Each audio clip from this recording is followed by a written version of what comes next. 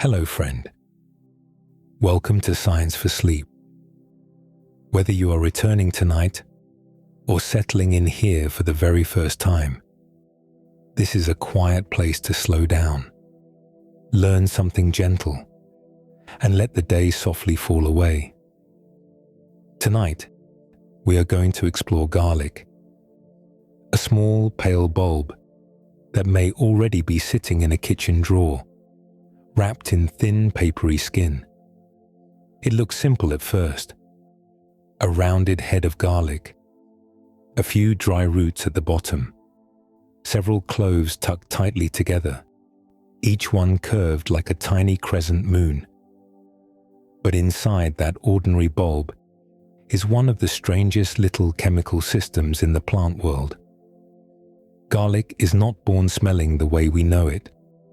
A whole clove, left alone, has only a mild scent. It can sit quietly on a counter for days or even weeks, without filling the room. But the moment it is cut, crushed, grated, or chewed, everything changes.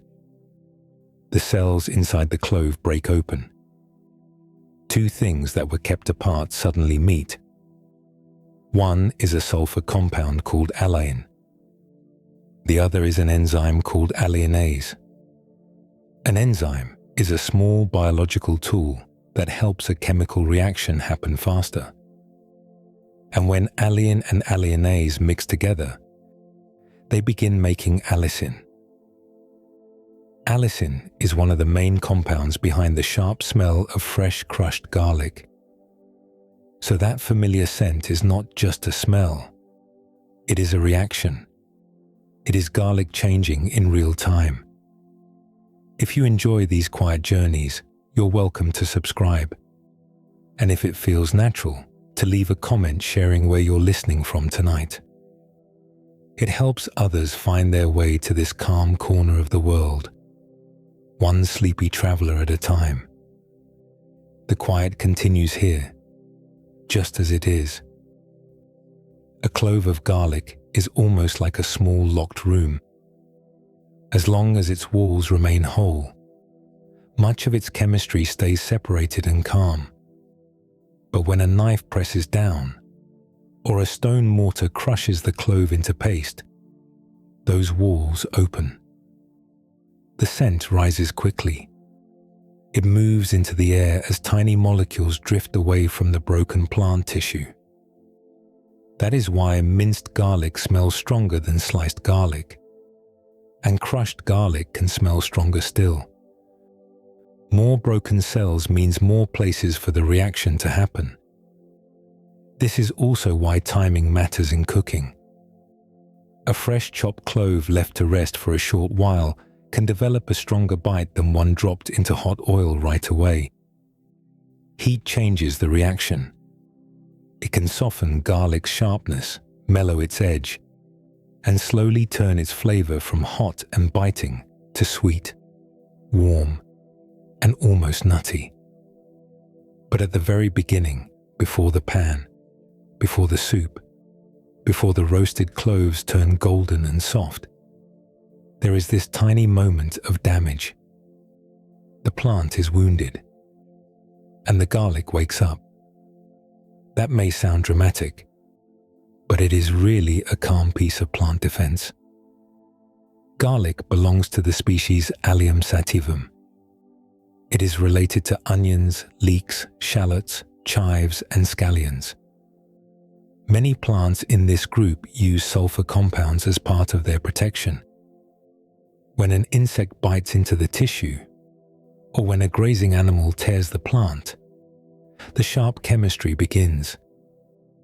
The smell and taste can make the plant less inviting. For humans, though, that same defense became flavor. What may have helped garlic protect itself became something people learned to love. A reaction meant to push creatures away became the beginning of sauces, soups, breads, stews, pickles, oils, and roasted meals shared across thousands of years. And garlic does not always leave quickly. Its scent can linger on a cutting board. It can stay on fingertips after peeling. And after a meal, garlic breath can last longer than many other food smells. That is because some sulfur compounds from garlic do not remain only in the mouth. After digestion, some can enter the bloodstream. From there, they can travel through the body and leave through the lungs. A person may brush their teeth and still notice the scent later, because part of it is rising from deeper inside, carried out gently with each breath. So the story of garlic begins with something very small. One clove, one cut, one quiet chemical reaction. But already that clove is doing more than flavoring food. It is showing how a plant can hide its strength until the exact moment it is broken. And once that strength appears, it does not stay in one place. It moves into the air, into the food, into the body, and eventually into the long human story that carried garlic from ancient fields into kitchens all over the world. That small chemical reaction begins inside a plant with a very old name. Garlic is known to botanists as Allium sativum. The word allium places it in the same group as onions, leeks, chives, shallots, scallions, and hundreds of other sharp-scented plants. Some grow as tall purple flower heads in summer gardens. Some form long green leaves that are cut fresh over soup. Garlic chose a quieter shape. Its main body forms below the soil, where light cannot reach, and where the plant can store what it needs for another season of growth. A garlic plant above ground can look almost plain. It sends up long, narrow green leaves, usually flat or gently folded. They may rise 1 or 2 feet high, depending on the variety and growing conditions. The leaves gather sunlight and use it to make sugars through photosynthesis. That sugar does not simply stay in the leaves. Much of it is moved downward into the hidden bulb. This bulb is the part people usually eat. It sits at the base of the plant, just under the surface, covered in thin white, purple, tan, or pinkish skins. A garlic bulb is built like a small storage chamber with many rooms inside. Those rooms are the cloves. A grocery store garlic bulb may hold 8, 10, 12, or sometimes more than 20 cloves, depending on whether it is a soft neck type, a hard neck type, or a smaller specialty variety. Each clove is wrapped in its own dry skin. Then the whole bulb is wrapped again in outer layers that feel like paper. Those dry skins help protect the cloves from bruising, drying out too fast, and being damaged by soil, insects, or rough handling after harvest. If you peel one clove slowly, it becomes easier to see how much the plant has packed into it. The outside skin is thin and dry. Beneath it is the pale, firm storage tissue. At the very base is a small hardened point, where the clove was attached to the bulb's basal plate. The basal plate is a short, flattened stem. It is the small disc at the bottom of the garlic bulb where roots grow downward, and cloves are attached above. In the soil, fine white roots spread from that base, pulling in water and minerals. Above it, the cloves hold stored food for the next plant. A clove is more than a flavor packet. It is a living bud with enough stored energy to begin again. When a farmer or gardener plants one clove in autumn, that clove can survive cold months underground. In spring, roots deepen, leaves rise, and the clove slowly spends its stored food to build a new garlic plant. By summer, if the weather and soil are right, that one planted clove has formed a whole new bulb made of new cloves. This is one reason garlic has been so useful to humans. You do not need to carry a sack of tiny seeds to move garlic from one field to another. You can carry the cloves themselves. Each clove is food, planting material, and stored life in the same small shape. Garlic is different from a leafy herb like basil or parsley. With basil, people mostly harvest tender leaves above the ground. With parsley, the green top is often the useful part in the kitchen. Garlic gives most of its attention to the underground bulb. The leaves matter because they feed the plant, but the bulb is where the plant gathers its future. Inside those cloves are stored carbohydrates, including chains of sugar molecules that plants use as reserves.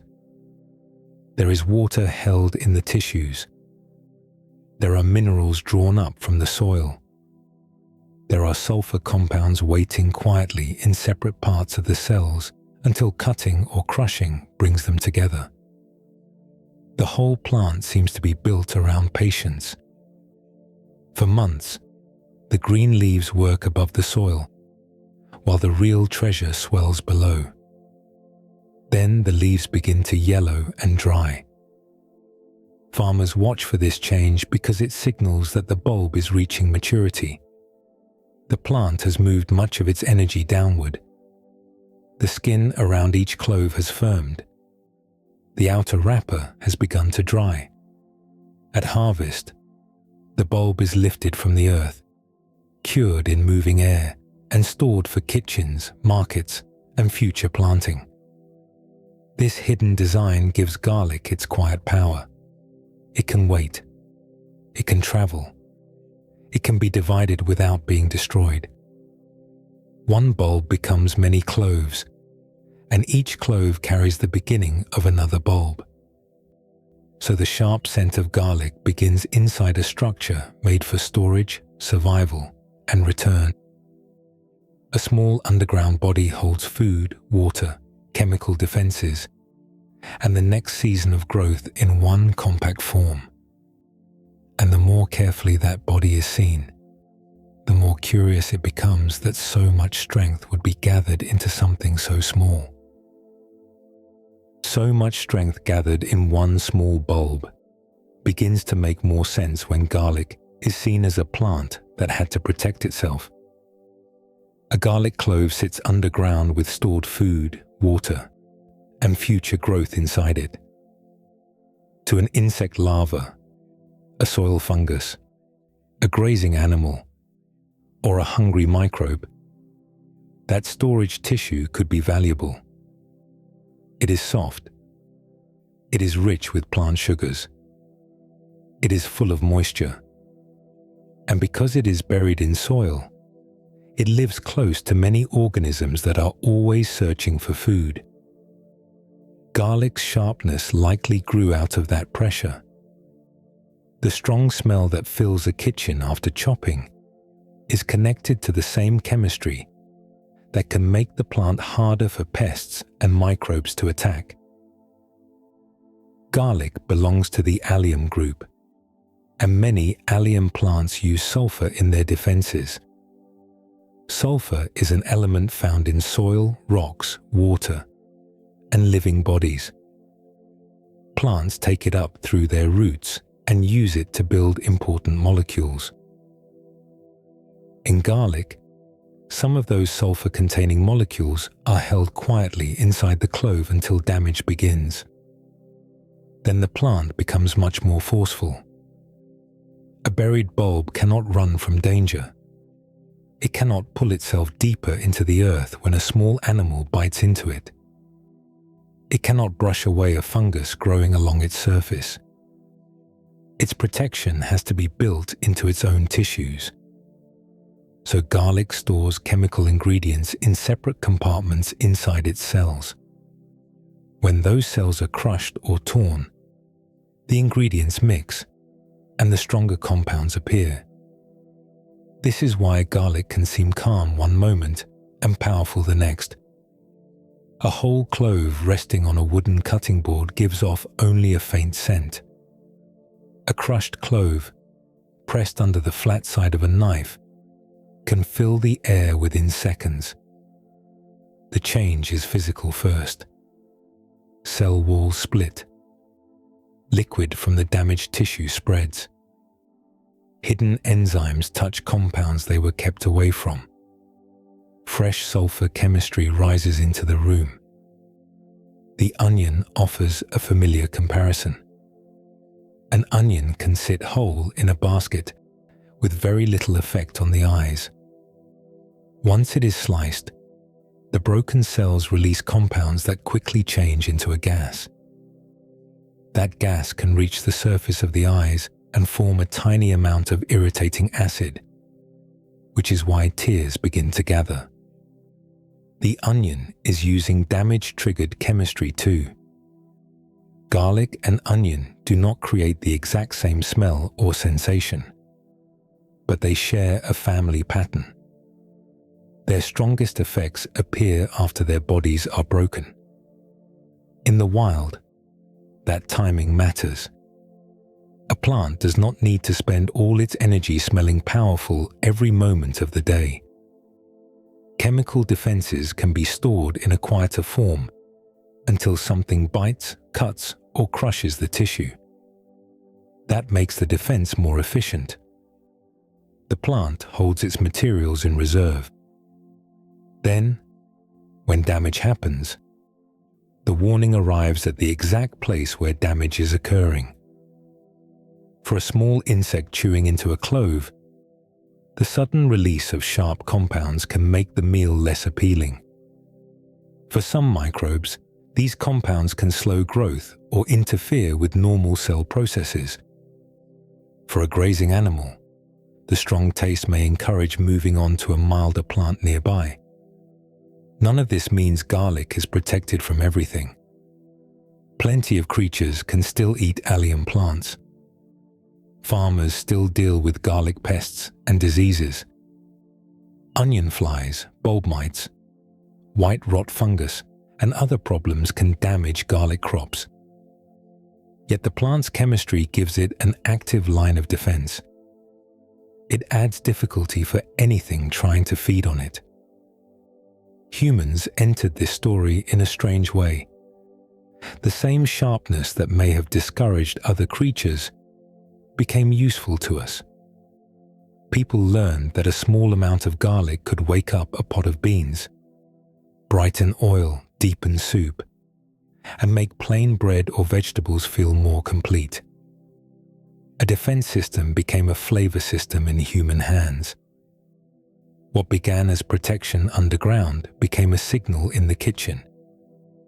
The crushed clove, the rising scent, the warmth in the mouth, and the lingering trace on the breath all come from garlic's ancient need to guard its stored life. That intensity carries a memory of soil, pressure, damage, and survival. Once that is understood, garlic feels less like an ordinary seasoning. Its strength begins to look like a strategy that humans slowly learn to harvest. The strategy humans learn to harvest begins at a scale too small to see.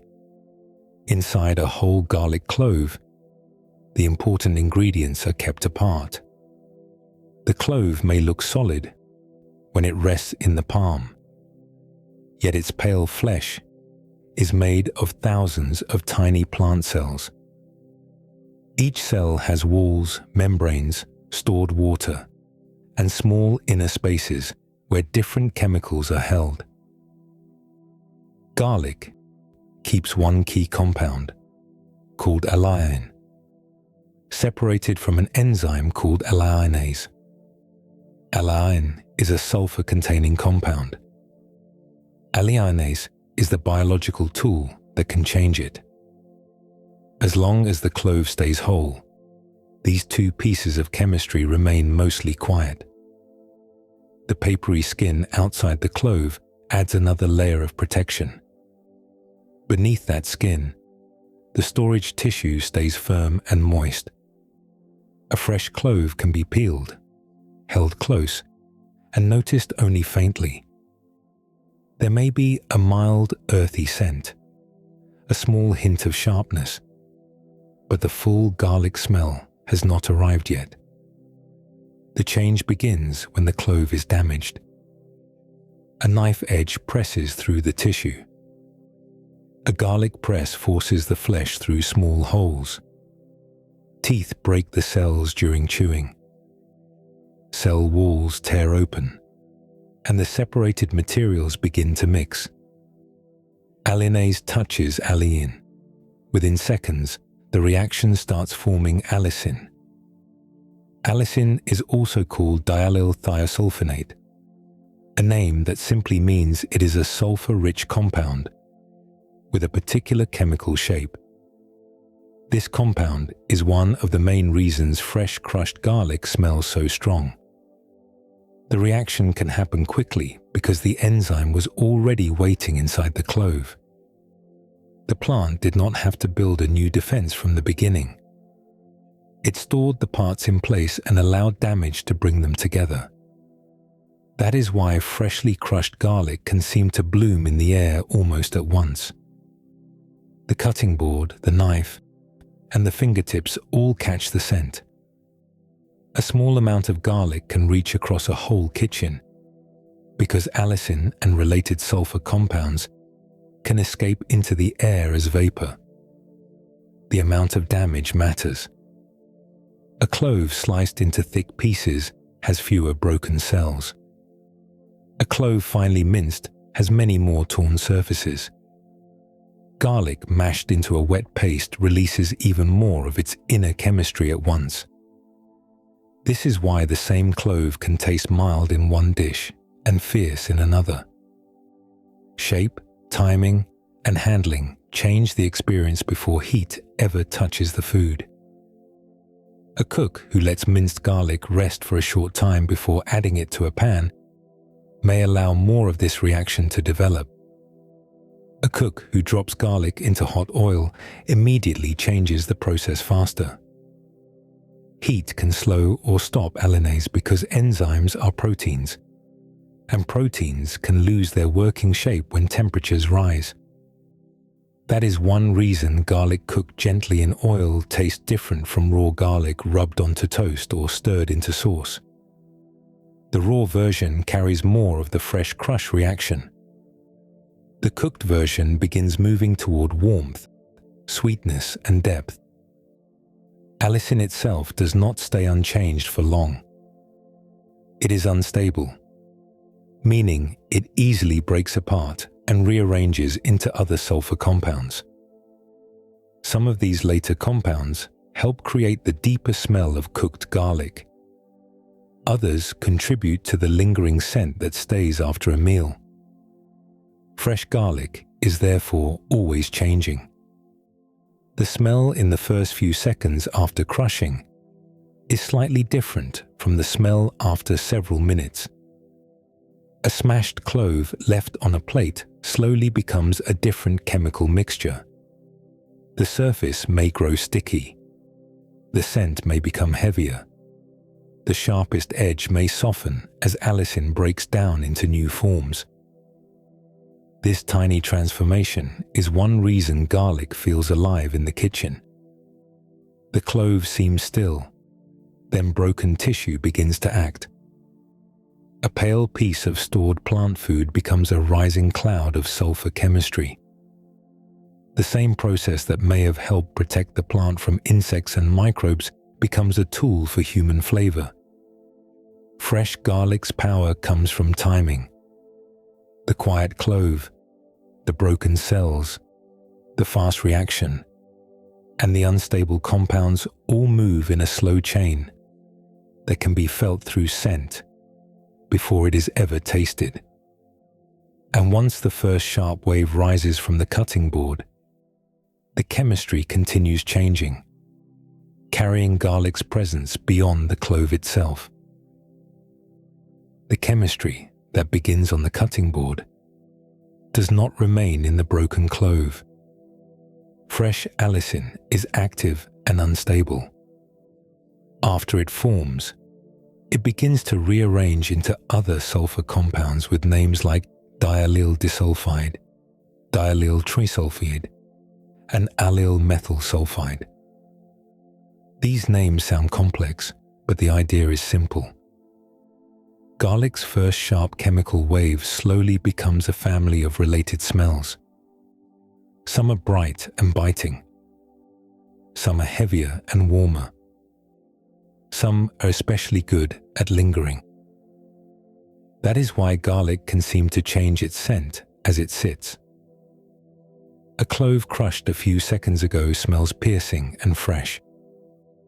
A spoonful of minced garlic resting in a small bowl for 10 minutes may smell deeper and more rounded.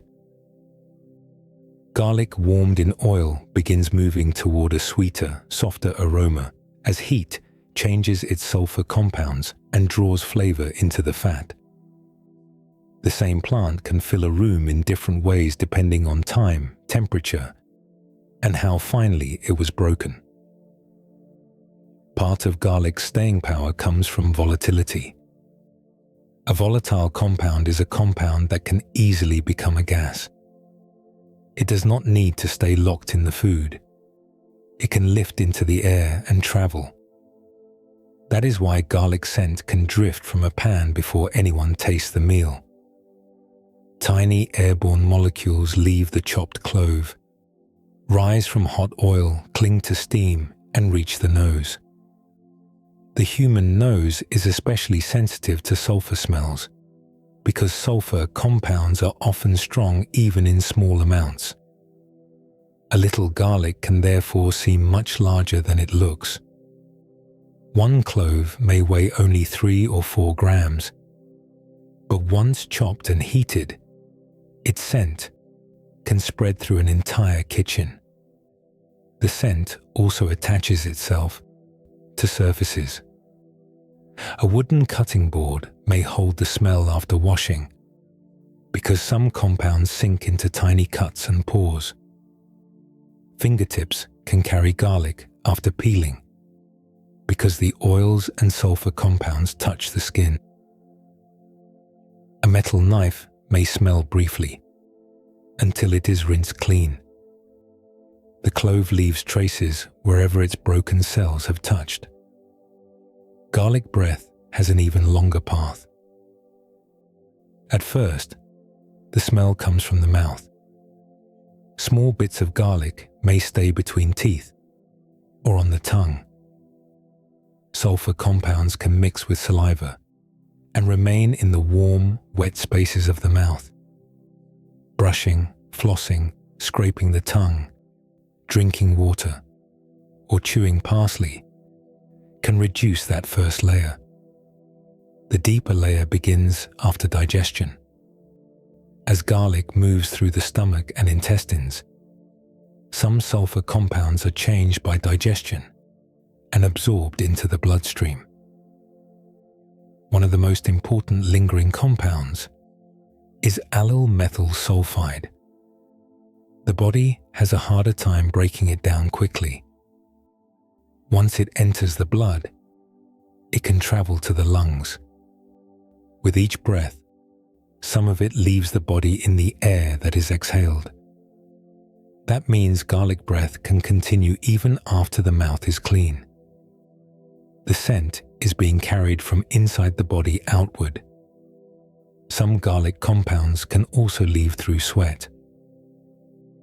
After a garlic-heavy meal, a faint smell may appear on the skin, especially during warmth or exercise. The body is slowly clearing small sulfur molecules through several routes. This is why garlic can feel unusually persistent compared with many other foods. A sweet fruit may leave a scent in the mouth for a short time. A piece of bread may leave almost no trace at all. Garlic can travel through cooking air, skin, saliva, digestion, blood, lungs, and breath. Its path is longer. Its chemistry is stronger. Its memory remains. Ancient people did not need modern chemical names to notice this. They could smell garlic on hands after preparing food. They could sense it on the breath after a meal. They could notice how a few crushed cloves changed the smell of oil, meat, grains, and broth. A plant that left such a strong trace would have been difficult to ignore.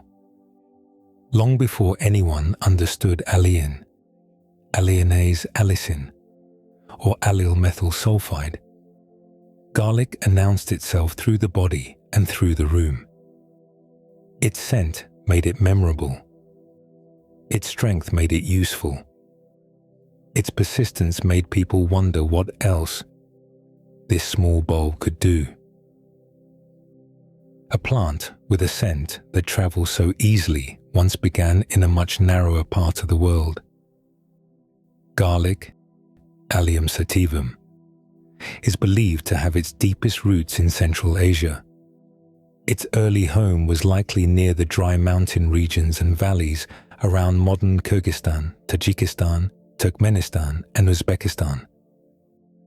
This is a landscape of high ridges, open steppe, rocky slopes, and strong seasonal change.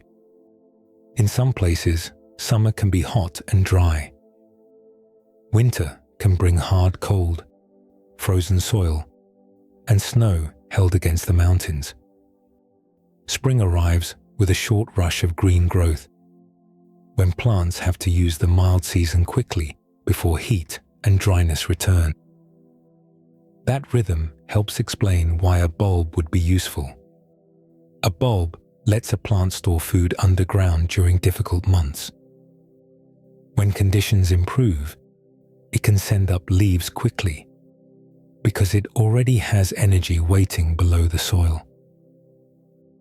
Garlic's wild relatives grew in these kinds of rough places.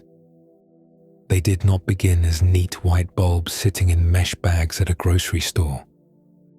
Their ancestors likely looked smaller, tougher, and less uniform. Some would have grown between stones.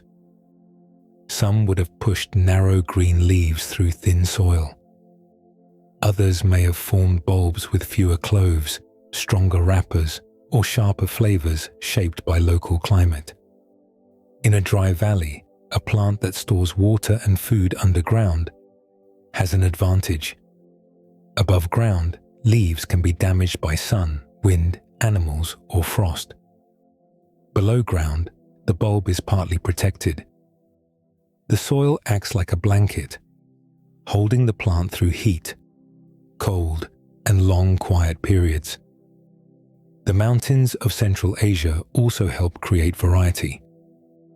A valley separated by a ridge can have different rainfall, different soil, and a different growing season from the valley beside it.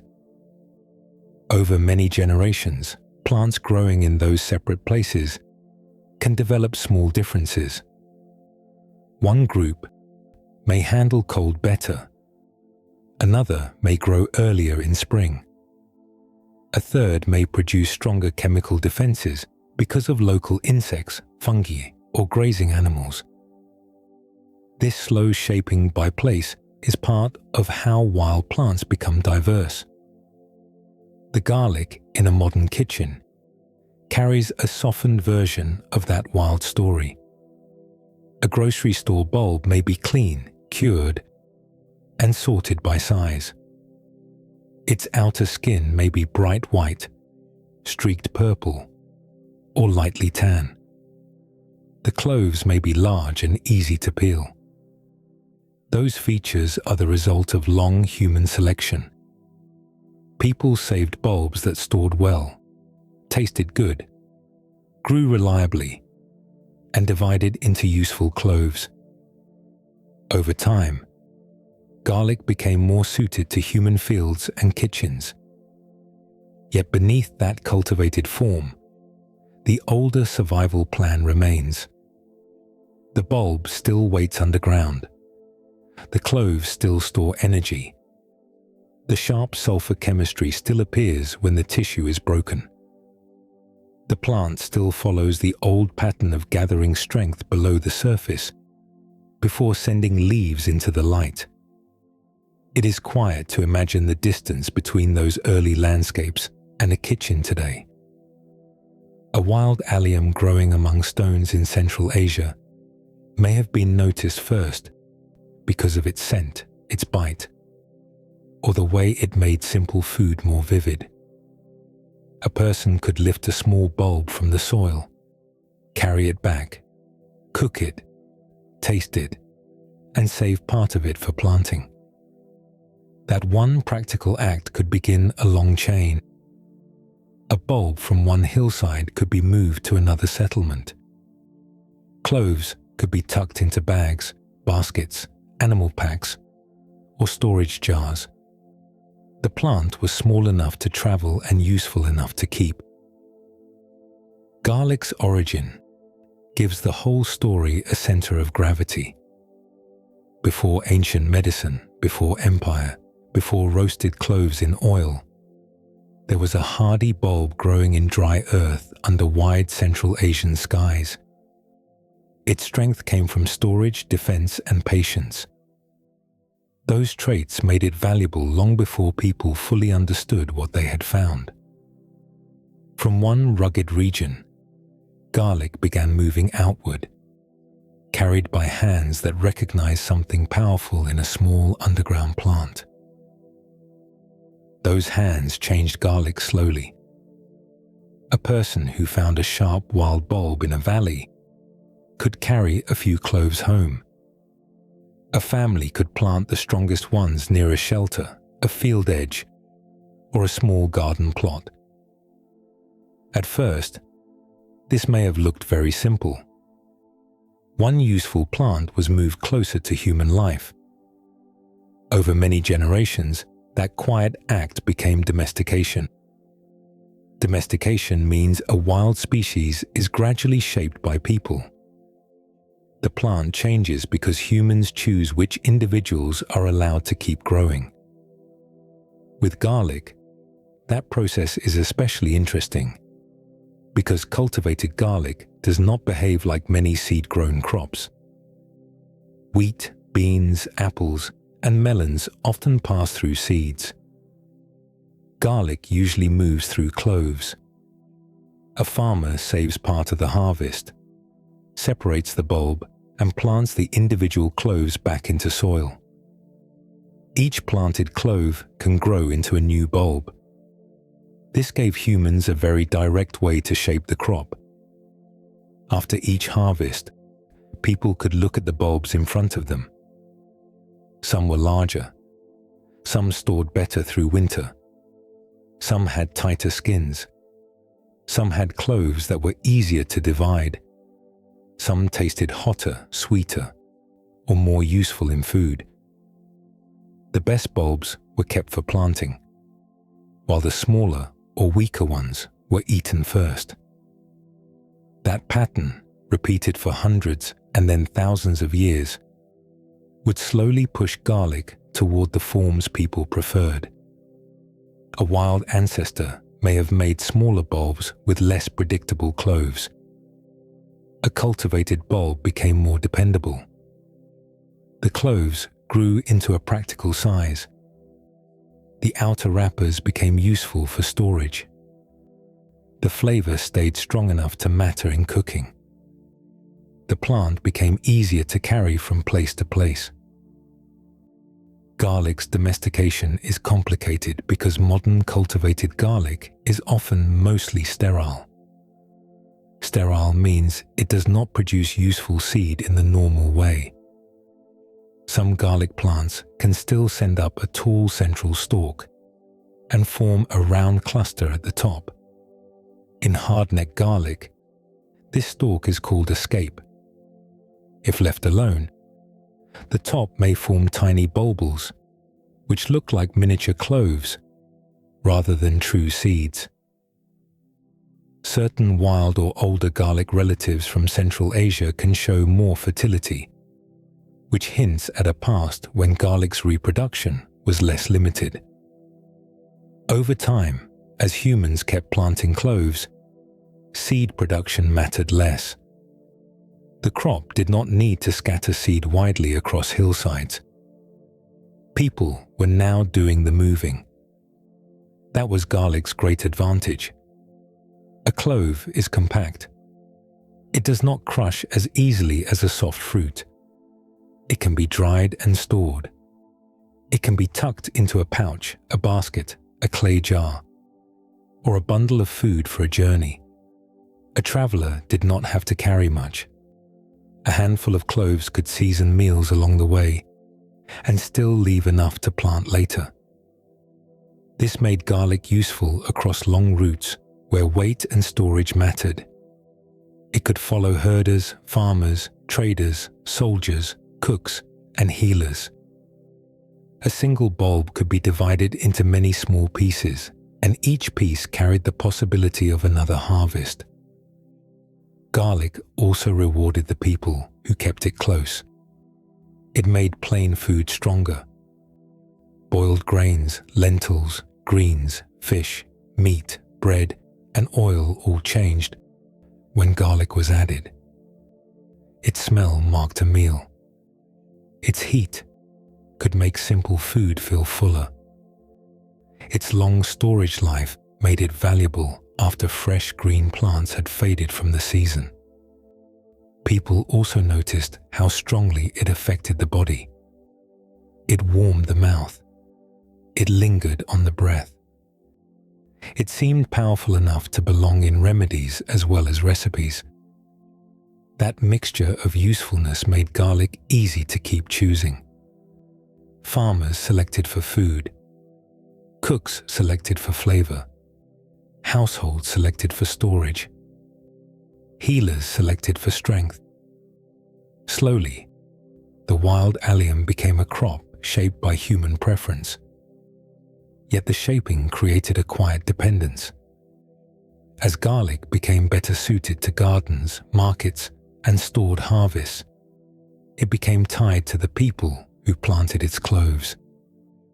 The plant could still grow from the soil with its own green leaves and roots. Its journey across the world, though, now depended on human hands lifting, saving, dividing, and carrying it forward.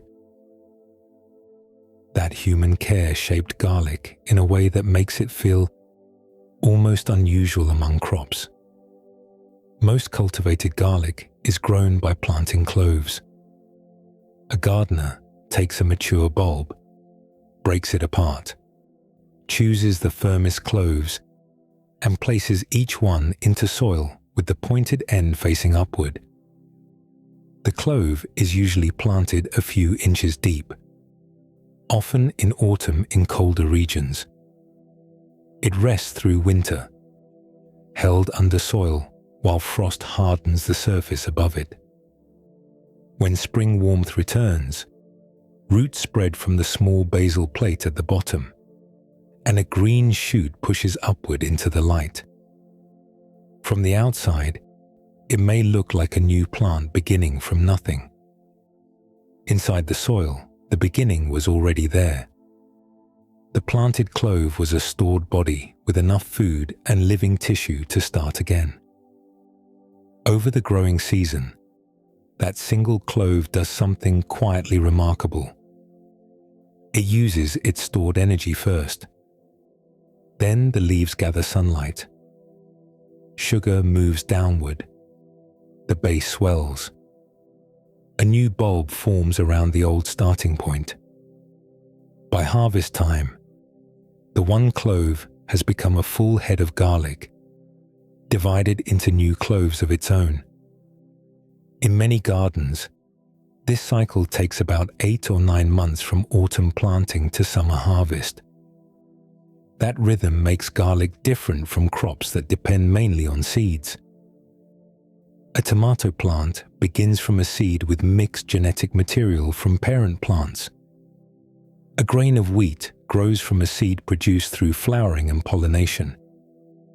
An apple tree grown from seed may produce fruit unlike the apple it came from. Because its genetics are reshuffled, garlic usually keeps much closer to its parent. When a clove grows into a new bulb, the new plant is genetically very similar to the bulb that produced it. This is called clonal propagation. A clone is a living copy made without the usual mixing that happens through seed reproduction. Small changes can still appear over time through mutation, disease, or growing conditions. Even so, the basic identity of a garlic variety can remain steady for many generations because people keep planting pieces of the same living line. This is one reason named garlic varieties can be preserved. A farmer who loves a certain purple striped garlic can save cloves from the best bulbs and plant them again. A gardener with a favorite hardneck variety can keep it going year after year by setting aside part of the harvest. The planting material and the food are the same object. Each harvest asks for a choice. Some bulbs go to the kitchen. Some bulbs return to the ground. Garlic also has flowers in its family history.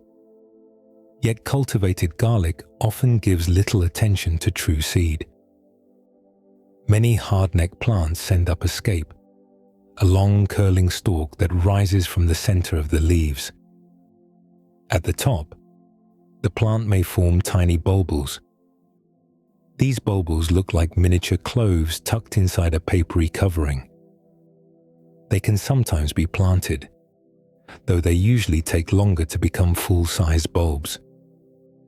True garlic seed is rare in most cultivated types, which makes the clove cycle even more important. The plant's world has become tied to division. A bulb becomes cloves. A clove becomes a bulb. That new bulb becomes cloves again. The pattern is simple enough to fit in a hand, yet long enough to stretch across centuries. This is how garlic could move with people while keeping its character. A sack of bulbs carried across a trade route could become next year's crop in a new valley.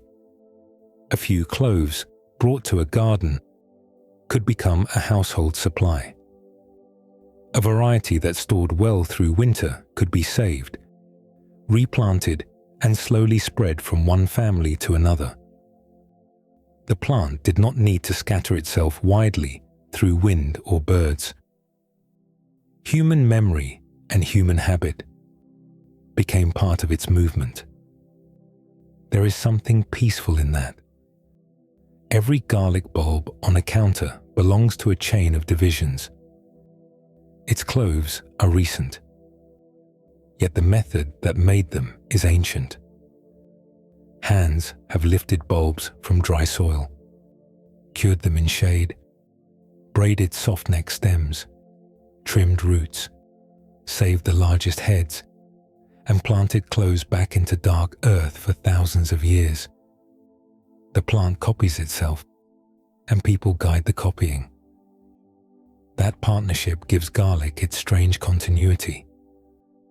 A bulb can be eaten in a single meal, yet one saved clove can carry the line forward.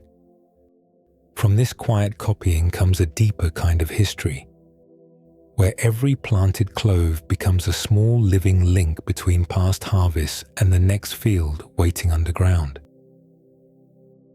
That living chain of copied cloves did not create one single kind of garlic.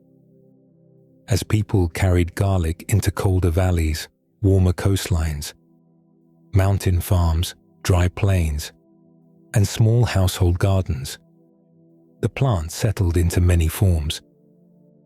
Two broad groups help make sense of that variety. One is called hardneck garlic. The other is called softneck garlic. The names come from the stem structure at the center of the bulb. Hardneck garlic usually grows a firm central stalk that rises through the middle of the plant. This stalk is called a scape. In late spring or early summer, the scape often curls in a smooth green loop above the leaves. If it is left to grow, it may straighten and form a rounded top, filled with tiny bulbils. Bulbils are small clove-like structures that can grow into garlic plants, though they usually need more time than full cloves. Many gardeners cut the scapes before the plant finishes making them. That redirects more energy into the bulb below. The cut scapes can be cooked too. They taste like mild garlic, with a greener, fresher edge. Hardneck bulbs often have fewer cloves than softneck bulbs. Those cloves are usually larger and arranged in a single ring around the firm center stalk.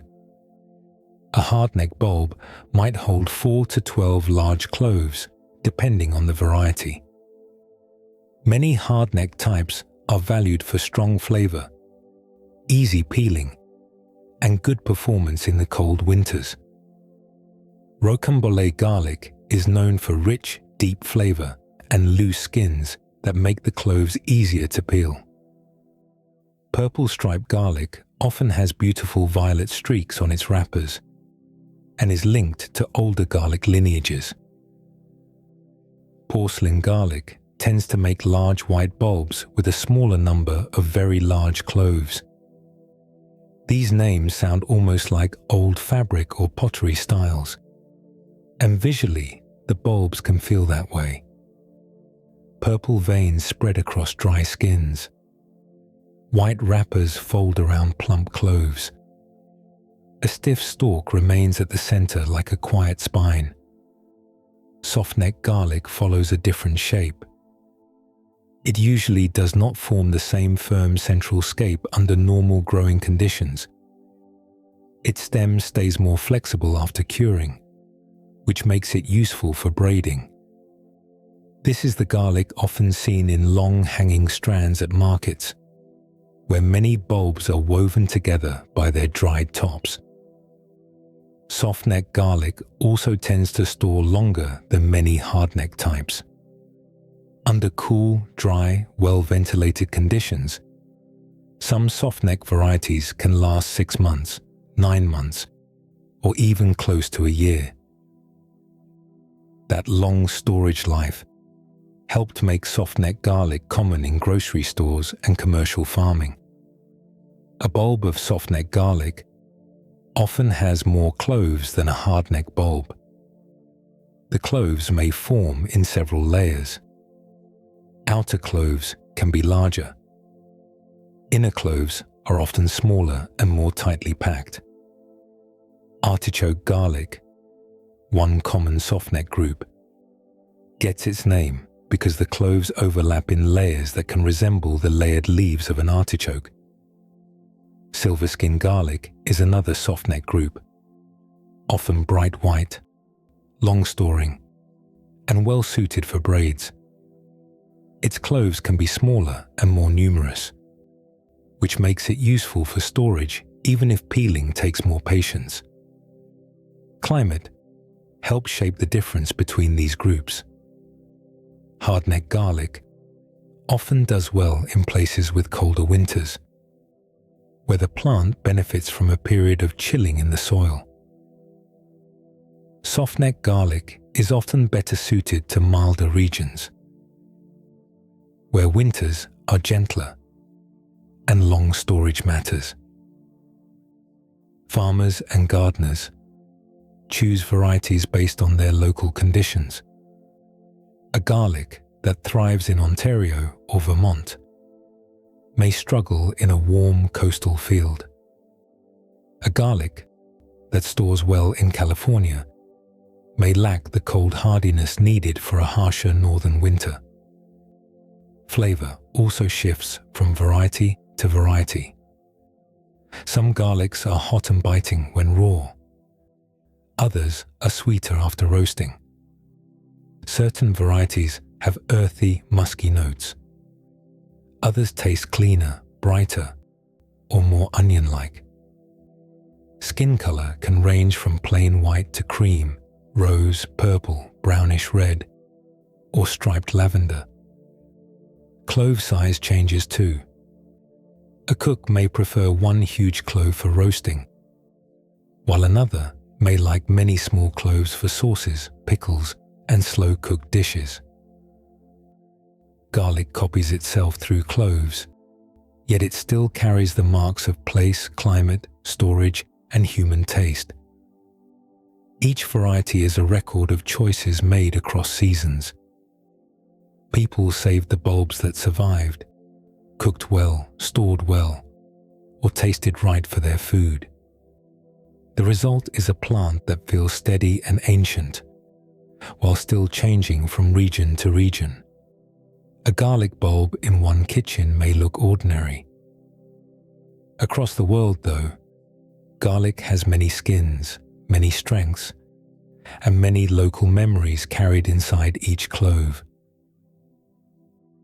Those many local forms eventually moved beyond small gardens and hillside plots. Garlic entered the world of ancient cities, written records, temple stores, workers' meals, and medical traditions. By the time humans were building large kingdoms around rivers and trade routes, garlic had already become familiar enough to be named, stored, counted, and prescribed. In Egypt, garlic appears deep in the ancient record. The Ebers Papyrus, an Egyptian medical text copied around 1550 BCE, includes garlic among its remedies. That papyrus is more than 20 meters long when unrolled, filled with hundreds of medical notes written in dark ink on pressed papyrus sheets. It gives a picture of a world where plants, minerals, animal products, oils, honey, and beer were mixed into treatments. Garlic belonged in that world of practical healing. Egyptians also valued strong-smelling plants in daily life and ritual life. A bulb with a scent that clung to the hands and breath would have felt powerful. Later, Greek accounts even described garlic, onions, and radishes as part of the food connected with workers on great building projects. Whether every detail is exact or partly shaped by memory, the connection makes sense. Garlic was small, portable, flavorful, and strong enough to change simple food. For people doing heavy labor under the Egyptian sun, food needed to be filling and easy to season. Bread, beer, onions, legumes, fish, and garlic would have belonged naturally to that practical world of work and survival. Garlic also moved through ancient India. Texts from the Ayurvedic tradition, the old medical system of India, describe garlic as a warming plant, used for digestion, strength, and balance in the body. Ayurveda grouped foods and herbs by the effects people felt from them. Garlic was noticed because it was hard to ignore. It warmed the mouth. It stirred the stomach. It changed the breath. It made food feel more active and heavy with life. In ancient China, garlic became part of food and medicine as well. Chinese records describe many plants by their taste, temperature, and effect on the body. Garlic was often understood as pungent and warming. Pungent means sharp, biting, and strongly aromatic. That word fits garlic well, because its power reaches the nose before the food even reaches the tongue. A few cloves could bring heat to broths, vegetables, meat dishes, and remedies made from plants. Across the Mediterranean, Greek writers connected garlic with the body's strength. Athletes in ancient Greece were sometimes said to eat garlic before contests. The Greeks watched the body closely. They studied exercise, breath, sweat, diet, and illness. Garlic's sharpness made it seem like a food that could wake the body and support effort. Hippocrates, the Greek physician often remembered as a major figure in early medicine, lived around the 5th century BCE. Medical traditions linked to that world used garlic for several purposes, including digestion and respiratory complaints. Roman culture carried garlic even further. Roman soldiers marched across Europe, North Africa, and the Near East with foods that could travel. Grain, olive oil, wine, salt, cheese, legumes, onions, and garlic all fit the life of movement and camp cooking. Garlic could be crushed into sauces, cooked with vegetables, added to stews, or eaten with bread. Roman writers such as Pliny the Elder described garlic in Natural History, listing many uses that people believed it had. Pliny wrote during the 1st century CE, when Rome was full of goods moving along roads, ports, farms, and military supply lines. Garlic was part of that connected world. Its value came from the way it crossed boundaries. It belonged to farmers and physicians. It belonged to cooks and soldiers. It belonged to ritual, remedy, and ordinary meals.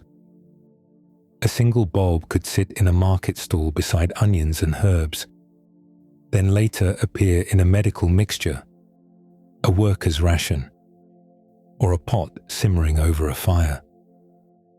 Ancient people did not know about allicin or sulfur chemistry. They knew what garlic did in daily life. It made food stronger. It stayed useful after harvest. It affected the breath and skin. It seemed to warm, protect, and preserve. That is how garlic's story grew larger than farming.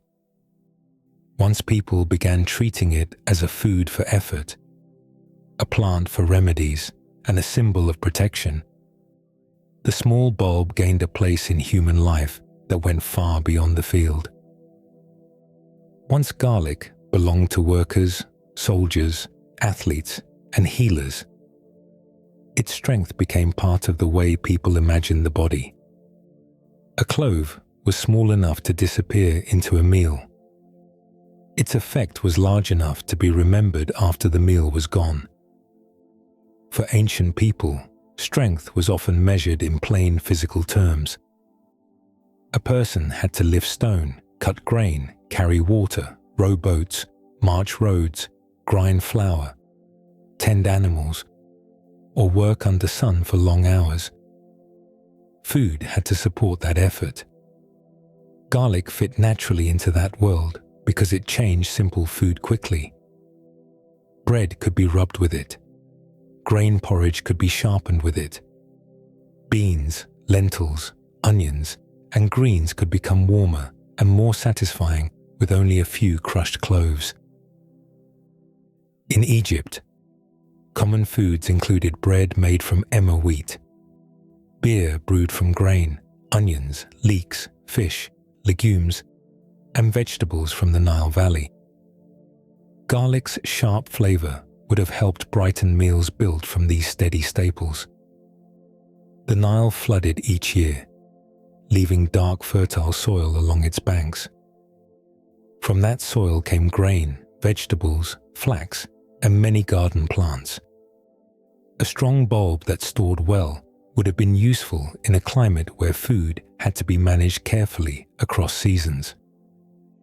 Greek athletes were also linked with garlic in ancient tradition. At contests, the body mattered as much as skill. Runners, wrestlers, boxers, and discus throwers trained without modern sports drinks, protein powders, or controlled nutrition plans. Their food came from ordinary ancient staples such as barley, wheat bread, olives, figs, cheese, wine, legumes, fish, and meat when available. Garlic's heat made it seem like a food that could wake the body before effort. A raw clove has a bite that reaches the mouth, nose, throat, and breath. That feeling alone could make people believe the plant carried vigor. Roman soldiers had similar reasons to value it. A marching army needed foods that traveled. Dry grain, salted meat, cheese, oil, vinegar, onions, and garlic could be moved more easily than delicate greens or fresh fruit. Garlic could be crushed into a paste, stirred into sauce, cooked with beans, or eaten with coarse bread. It gave strong flavor without adding much weight to a pack or supply cart. A few bulbs could season many meals. That made garlic practical for camps, roads, farms, and ships. In this way, garlic acted a little like salt or oil. Salt could preserve and brighten food. Oil could carry flavor and add richness. Garlic could make a plain dish feel fuller, warmer, and more alive. Only 1 or 2 cloves could change the smell of a pot. The steam rising from beans or vegetables would carry the scent upward before anyone lifted a spoon. That mattered in a world where meals were often simple. A strong flavor could turn repetition into comfort. The same grains and legumes eaten day after day became more memorable when garlic was added. Its strength also made people pay attention to the body after eating. Garlic warmed the mouth. It could stir digestion. It stayed on the breath for hours. Food that produced such clear effects felt active. Ancient people did not separate flavor, health, and strength as sharply as modern categories often do. A food that helped a worker enjoy a meal, helped a soldier eat rough rations, or helped an athlete feel ready for effort could easily become known as strengthening. The belief did not require laboratory proof. It grew from repeated experience. People ate garlic, felt its heat, smelled its trace, and watched it transform basic food. Its value was sensory and practical at the same time. A bulb could sit quietly in storage, then become sharp the moment it was crushed. A meal could begin plain, then become fragrant. A tired body could receive warm food with a stronger taste and a feeling of substance. That is how garlic's reputation for stamina took root. It belonged to the everyday places where human effort was visible.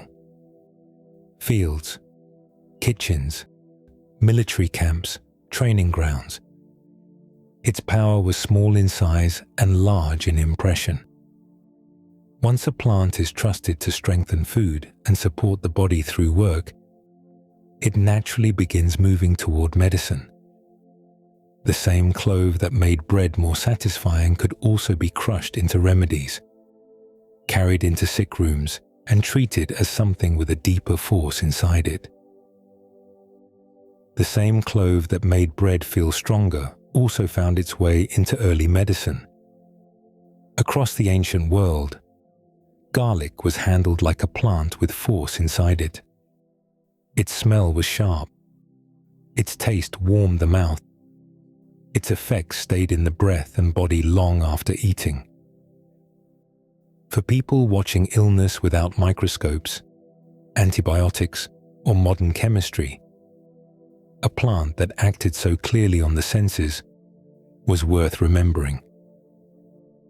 In ancient Egypt, garlic appears in medical writing such as the Ebers Papyrus, copied around 1550 BCE. That long scroll included hundreds of remedies using plants, oils, minerals, honey, milk, beer, and animal products. Egyptian healers mixed ingredients into drinks, pastes, washes, and bandages. Garlic belonged among these useful materials because it was strong, easy to store, and familiar in daily food. A healer could crush cloves into a mixture. A household could keep bulbs nearby. A worker could eat garlic as part of a strengthening meal. In India, garlic became part of Ayurveda, a medical tradition that described foods and plants by their effects on the body. Garlic was often treated as warming, stimulating, and useful for digestion. This matched what people could feel directly. Raw garlic can create heat in the mouth and stomach. Its scent rises quickly through the nose. Its flavor can cut through heavy foods like lentils, grains, oils, and cooked vegetables. People living with simple diets could notice that garlic changed how a meal felt. In China, garlic was also valued in food and medicine.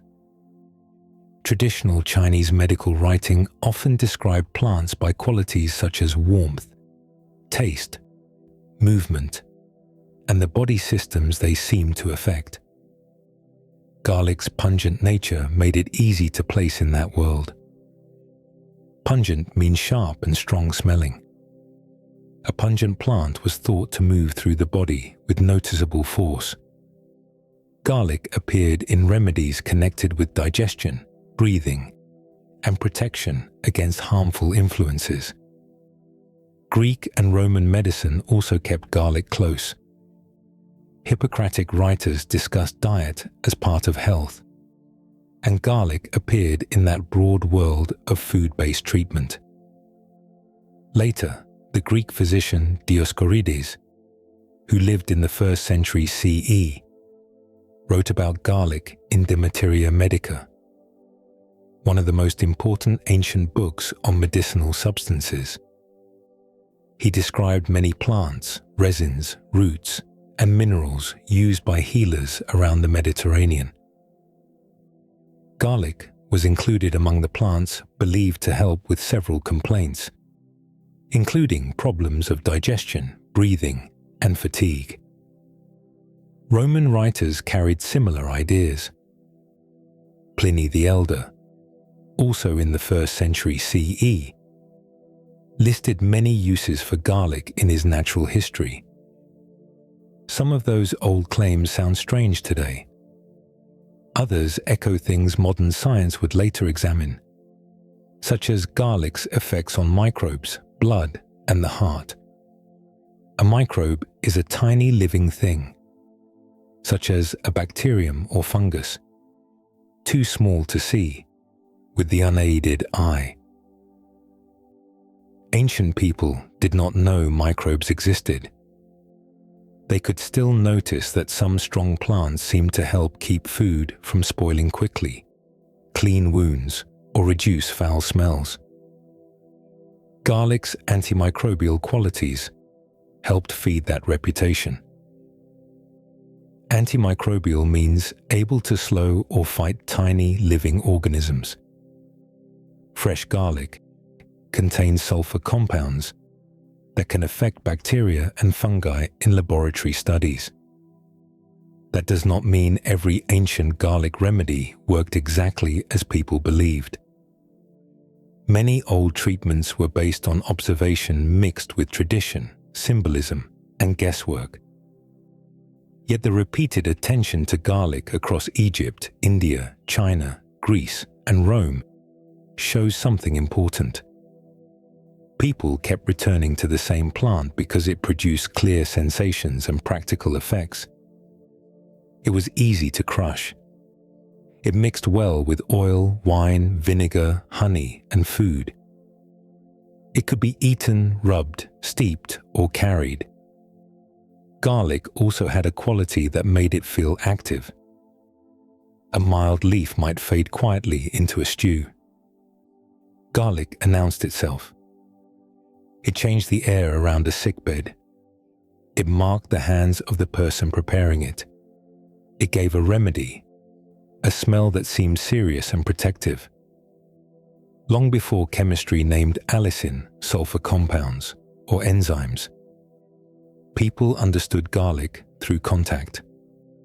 They smelled it. They tasted it.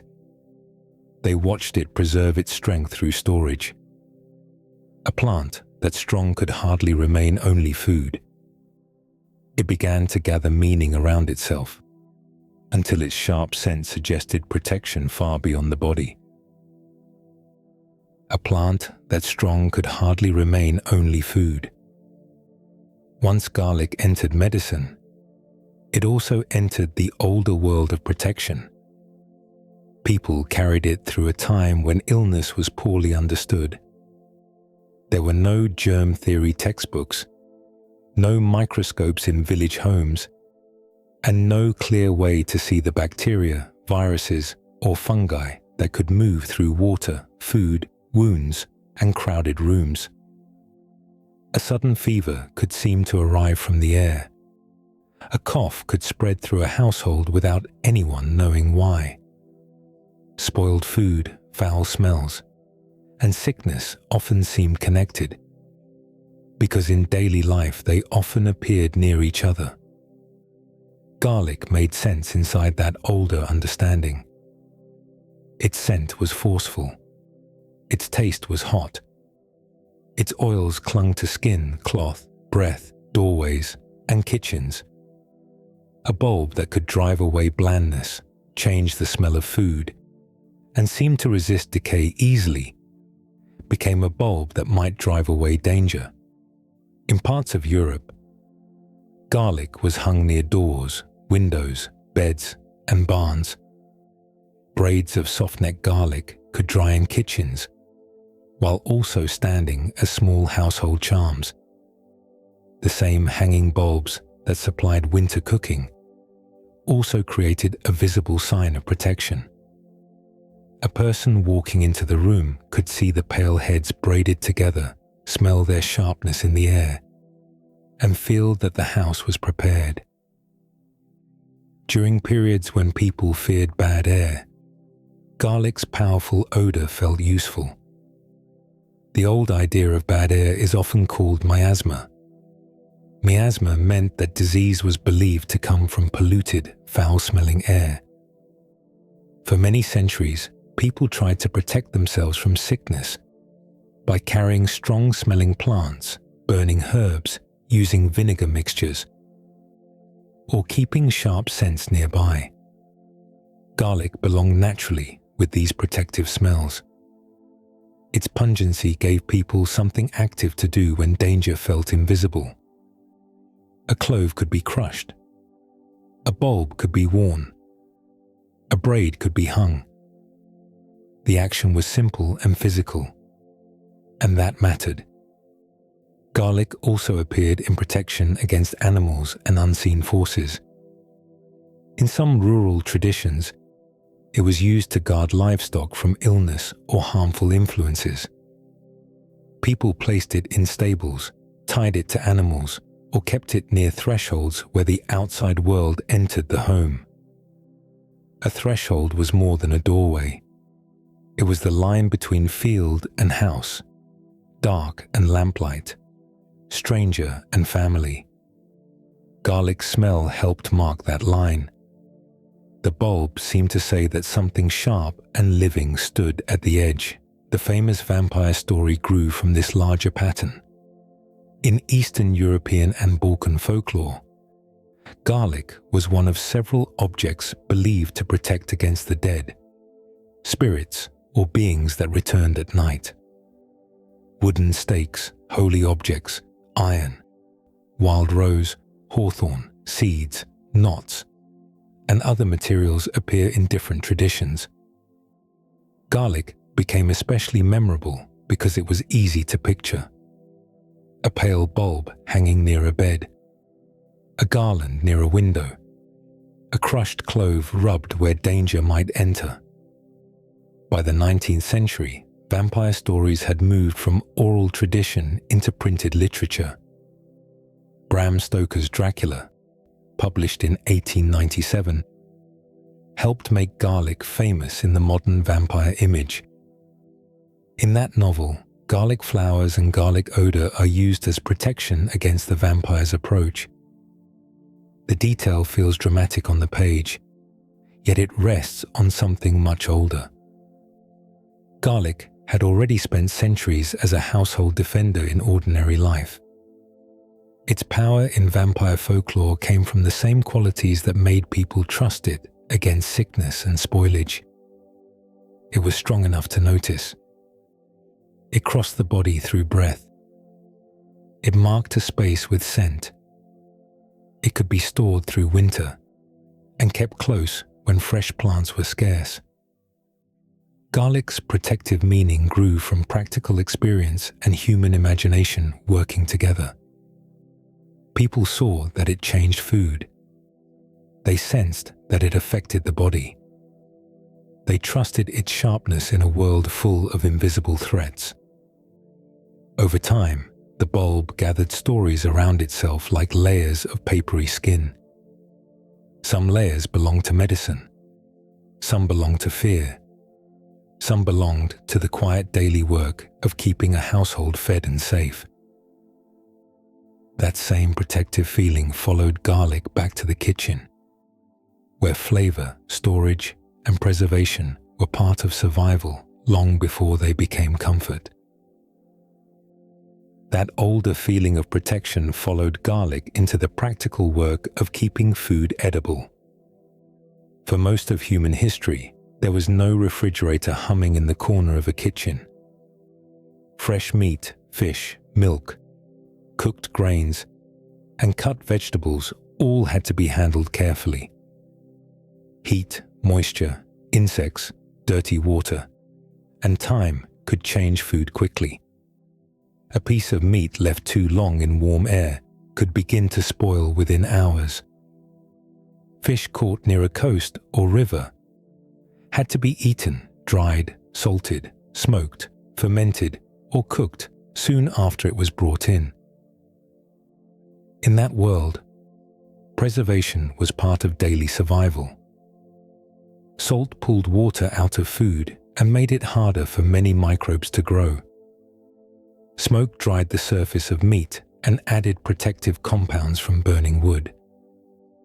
Vinegar made food acidic, and many harmful microbes struggle in strong acid. Oil could cover food and slow contact with air. Fermentation used helpful microbes to change cabbage, milk, grains, or fish before more dangerous spoilage could take over. Garlic fit easily beside these methods. Its own compounds made it smell protective. Its flavor worked well with salt, vinegar, fat, and preserved food. A few crushed cloves could be mixed into salted vegetables, stirred into oil, rubbed over meat, added to fish sauces, or softened into stews made from dried beans and stored grains. Garlic was never the only reason food lasted. Preservation depended on salt levels, dryness, acidity, temperature, clean handling, and storage vessels. A clay jar sealed well in a cool cellar protected food differently from a basket left in summer heat.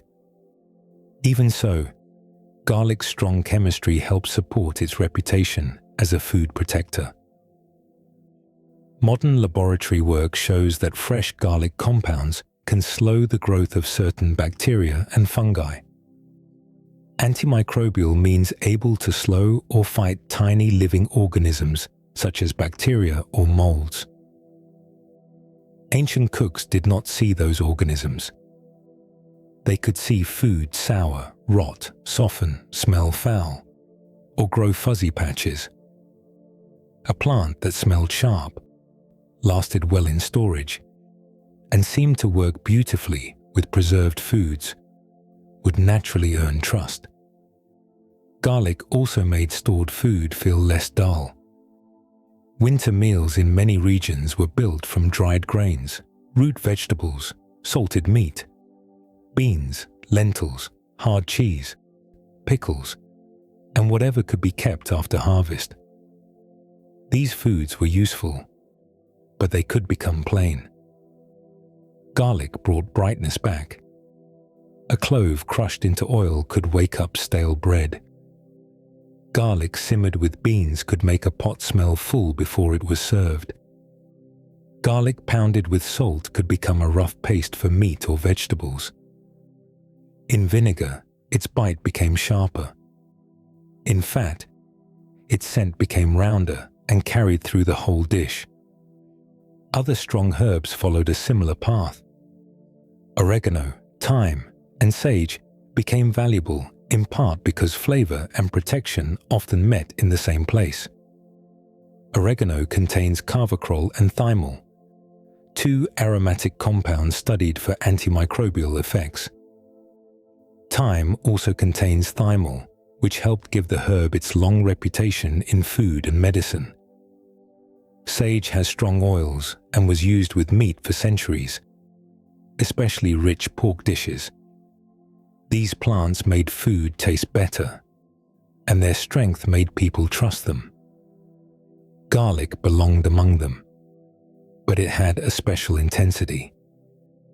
Its bulb could be stored for months when cured properly. Its cloves could be used one at a time. Its scent could spread through a whole pot faster than many dried leaves. In kitchens before refrigeration, that mattered. A hanging braid of garlic was both pantry and promise. It meant flavor was available after fresh herbs were gone. It meant a household had something sharp to add to stored food. It meant the same bulb that carried old ideas of protection could also serve the very real needs of dinner. Garlic's protective role in food slowly blended with pleasure. The plant helped preserve a sense of safety, but cooks kept reaching for it because it changed so beautifully. Once garlic touched heat, its fierce raw edge could soften into something mellow, sweet, and deeply comforting. Once garlic touches heat, its fierce raw edge begins to loosen. A freshly crushed clove carries the bright force of its sulfur chemistry. The allicin and related compounds rise quickly, reaching the nose before the food reaches the tongue. Raw garlic can feel hot, even when its temperature is cool.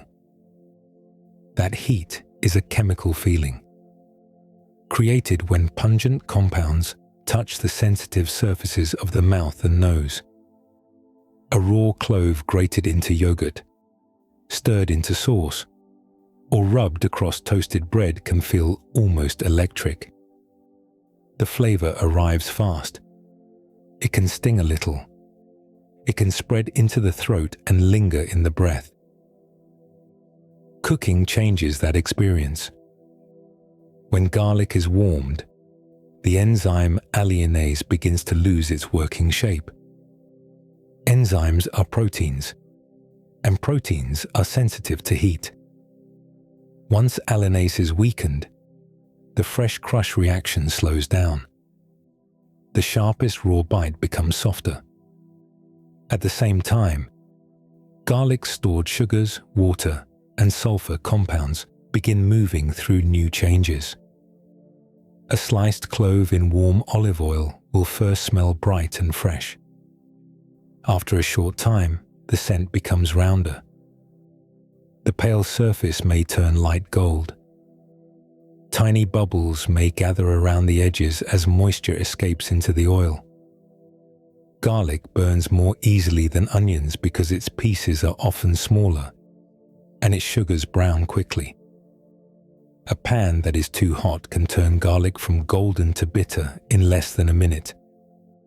That is why many cooks add garlic after onions have already softened, or keep the heat gentle when garlic is alone in oil. There is a quiet skill in watching its color. Pale garlic is still sharp. Golden garlic is fragrant and sweet. Dark brown garlic can become harsh with a burnt taste that spreads through the whole dish. Roasting makes the change even clearer.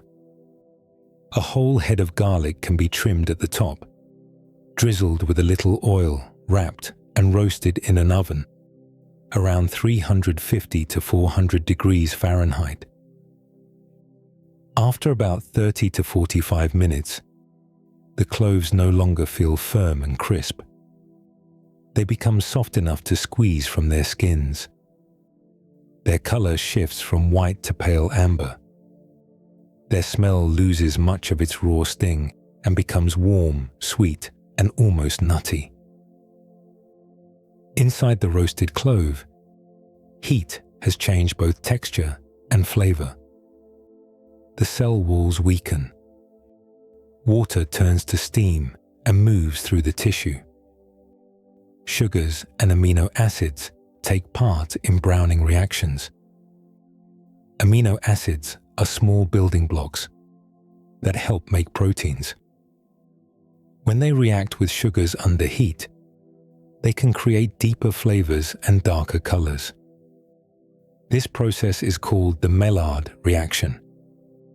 It is the same broad kind of browning that helps give toast its golden surface and roasted vegetables their deeper taste. Garlic also becomes spreadable because its firm storage tissue softens. A raw clove snaps under pressure. A roasted clove collapses into paste. That paste can be stirred into mashed potatoes, spread on bread, whisked into soup, or blended into sauces. The same bulb that once guarded itself with sharp chemistry becomes gentle enough to taste sweet. Slow cooking brings out another side. Garlic simmered in soup releases flavor gradually into broth. Garlic cooked with tomatoes settles into the background, giving depth without taking over. Garlic confit, made by slowly heating peeled cloves in oil at low temperature, creates tender cloves with a mild flavor and fragrant oil. The word confit means food cooked slowly in fat. In garlic confit, the cloves stay pale and soft because the heat is lower than frying heat. The result is smooth, rich, and quiet compared with raw garlic's bite. Each method changes the same plant differently. Crushing makes garlic louder. Slicing makes it calmer. Gentle heat softens it. Roasting sweetens it. Fast frying can make it crisp, while too much heat can turn it bitter. This is why garlic became so useful in kitchens across the world. A cook could choose its strength by changing only time, temperature, and shape.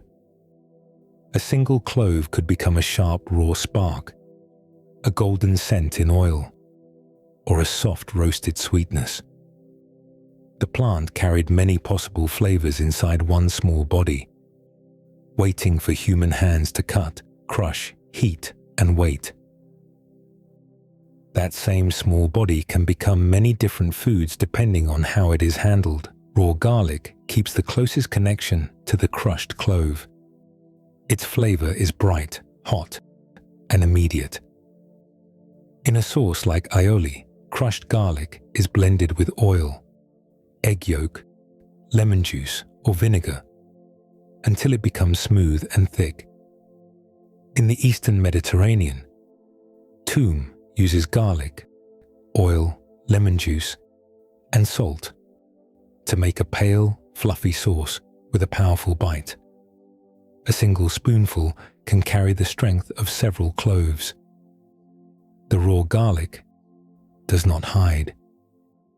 It stays clear, sharp, and alive on the tongue. Fried garlic gives a different feeling. Thin slices dropped into oil begin pale and firm. As the oil heats, tiny bubbles rise from the edges. Moisture leaves the garlic. The slices slowly turn gold. In many kitchens, fried garlic is used as a topping for rice, noodles, soups, vegetables, and fish. In Southeast Asia, crisp garlic often appears beside shallots, chili, herbs, and lime. The flavor becomes deeper and toastier than raw garlic, though it still keeps a clear garlic shape.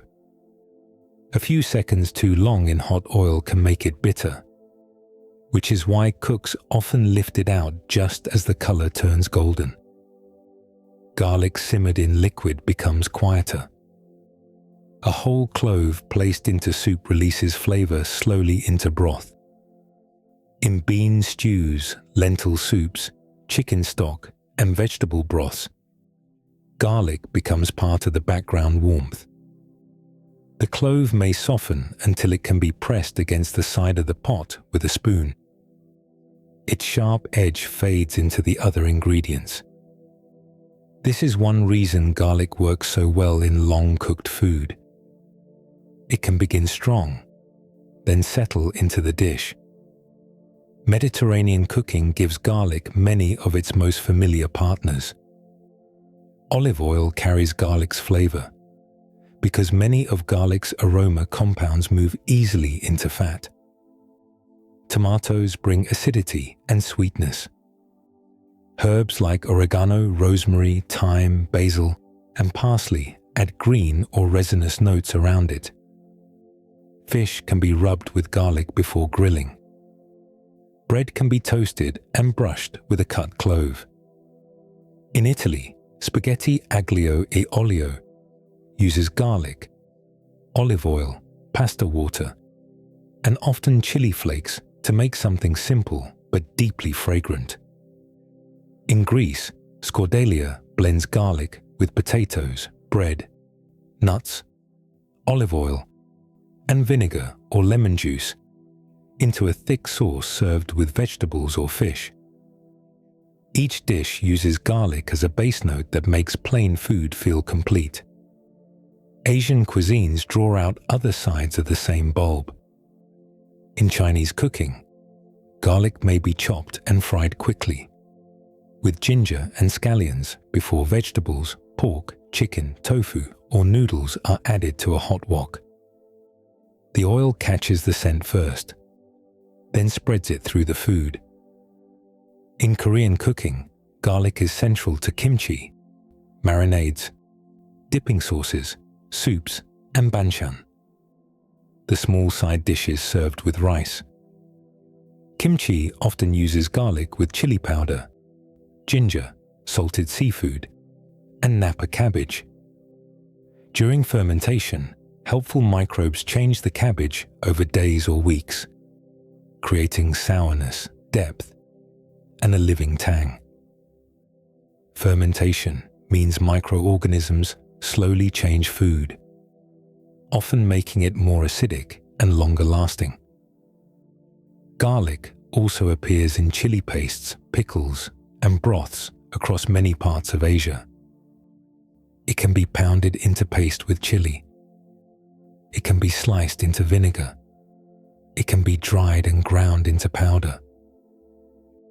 Garlic powder became especially useful in modern kitchens because it stores easily and mixes evenly into spice blends, soups, sauces, and snack seasonings. The flavor is gentler and more roasted than fresh garlic because dehydration changes the clove before it reaches the dish. Pickled garlic gives yet another form. Whole cloves placed in vinegar, salt, and sometimes sugar lose much of their raw burn. They become crisp, bright, and sour. Fermented garlic can become softer and more complex. Black garlic, made by holding whole bulbs in warm, humid conditions for weeks, turns dark, sweet, and sticky. Its taste can suggest balsamic vinegar, molasses, dried fruit, and roasted garlic all at once. This flexibility explains why garlic traveled so far. A clove could belong in oil, broth, vinegar, paste, powder, pickle, or slow heat. Wherever people carried it, garlic adapted to local grains, local fats, local vegetables, and local methods. while still keeping enough of its old scent to be recognized immediately. Wherever garlic traveled, it found a place near the beginning of a meal. Many ingredients are added at the end for color or freshness. Garlic often enters early, when oil is heating, broth is forming, meat is being seasoned, or vegetables are just beginning to soften. Its scent becomes part of the foundation. In Korea, garlic is one of the steady flavors that runs through everyday cooking. Kimchi, one of Korea's most famous foods, often begins with Napa cabbage salted until its leaves soften and release water. The cabbage is then mixed with seasonings that may include garlic, ginger, red pepper flakes called gochugaru, fish sauce, salted shrimp, scallions, and sometimes radish. As the kimchi ferments, helpful bacteria produce lactic acid, which gives the cabbage its sour taste and helps preserve it. The garlic does not simply sit on top of the food. It becomes part of the changing mixture, blending with heat, salt, sourness, and thyme. Garlic also appears in Korean marinades, especially for bulgogi, a dish of thinly sliced beef often seasoned with soy sauce, sugar or pear, sesame oil, scallions, black pepper, and garlic. The garlic helps give the meat a deep savory smell as it cooks on a hot grill or pan. In soups and stews, cloves may be minced into broths with tofu, seafood, beef, or soybean paste. At the table, small side dishes called banchan often carry garlic too, tucked into seasoned spinach, bean sprouts, cucumbers, or dried anchovies. In India, garlic often joins ginger, onion, and spices near the beginning of cooking. A pan may start with oil or ghee, which is clarified butter. Cumin seeds, mustard seeds, turmeric, coriander, chili, cardamom, or cloves may bloom in the hot fat. Then, chopped onion softens, and garlic ginger paste is added. The mixture becomes aromatic before lentils, vegetables, meat, or tomatoes enter the pot. This early flavor base is important because many Indian dishes build slowly. Lentils absorb the seasoning as they cook. Curries thicken as spices, onions, and garlic melt into the sauce. A simple dal made from split lentils can become warm and layered with only a small amount of garlic added to the tempering. The hot oil poured over the dish near the end. Across Latin America, garlic often appears with onion, peppers, herbs, citrus, beans, rice, and meats. In Cuba and Puerto Rico, sofrito is a flavor base made from ingredients such as garlic, onion, peppers, cilantro, culantro, and sometimes tomatoes. In Mexico, garlic can be roasted on a dry comal, a flat cooking surface, before being blended into salsa with tomatoes, tomatillos, chilies, or lime. In Brazil, rice is often started with garlic fried gently in oil before water and grains are added, allowing the scent to move through every spoonful. Middle Eastern cooking gives garlic a different kind of brightness. It may be crushed into yogurt sauces, blended into chickpea hummus, pounded into toum, or mixed into marinades for grilled meat. In Lebanon and surrounding regions, toum can be made from garlic, oil, lemon juice, and salt, whipped into a pale sauce with a strong raw bite. A small spoonful beside chicken or vegetables can change the whole meal. European kitchens carry their own garlic traditions. In France, garlic may soften into soups, stews, and roasted meats. In Spain, It appears in gazpacho, aioli, gambas al ajillo, and many bean dishes. In Italy, garlic often meets olive oil, pasta, tomatoes, anchovies, parsley, or chili. The famous dish spaghetti aglio e olio shows how little is needed. Garlic, oil, pasta, and starchy cooking water can become a complete plate when handled carefully. Southeast Asian cuisines use garlic with speed and heat. Thai, Vietnamese, Filipino, Malaysian, and Indonesian dishes may begin with garlic pounded into pastes, fried until fragrant, or mixed with fish sauce, chilies, herbs, coconut milk, vinegar, or tamarind. The clove adapts to sour, salty, sweet, bitter, and spicy flavors without disappearing. That is part of garlic's quiet success. It can belong to rice, noodles, bread, beans, fish, meat, vegetables, sauces, and soups. Its shape changes from paste to powder, from raw bite to golden oil, from fermented depth to roasted sweetness. After centuries of kitchens using garlic as food, flavor, and memory, the modern world began separating it into capsules, extracts, powders, and measured doses, trying to understand which parts of the old reputation could be tested more carefully. The same clove that belongs so easily to kitchens can also be separated into very different forms. Fresh garlic begins with the raw bulb. A clove is peeled. The firm white flesh is cut, grated, crushed, or chewed. That direct damage brings align and alienase together, and the sharp crush reaction begins quickly. Raw garlic keeps the freshest bite because the chemistry has had little time to soften. Its scent rises fast. Its taste can feel hot on the tongue. A tiny piece can seem much larger than its size because the sulfur compounds move easily through the air and through the mouth. This is the form closest to the plant's defense system. Fresh garlic in a raw sauce, a salad dressing, or a spoonful of yogurt can feel bright and almost piercing.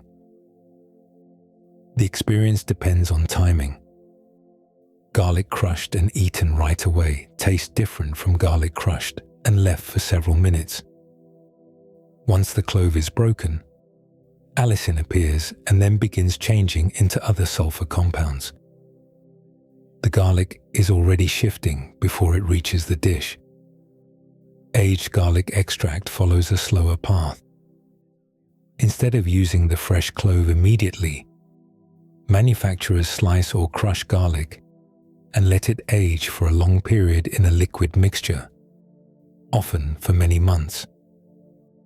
During that time, the harsh compounds change. Some of the stronger, more irritating sulfur chemicals fade.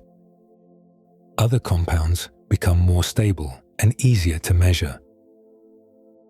One important compound often discussed in aged garlic extract is S-allylcysteine. It dissolves in water and is more stable than allicin, which makes it useful in supplement research. That matters because scientists need consistency. A spoonful of chopped raw garlic can vary by clove size, variety, age, storage condition, cutting method, and resting time.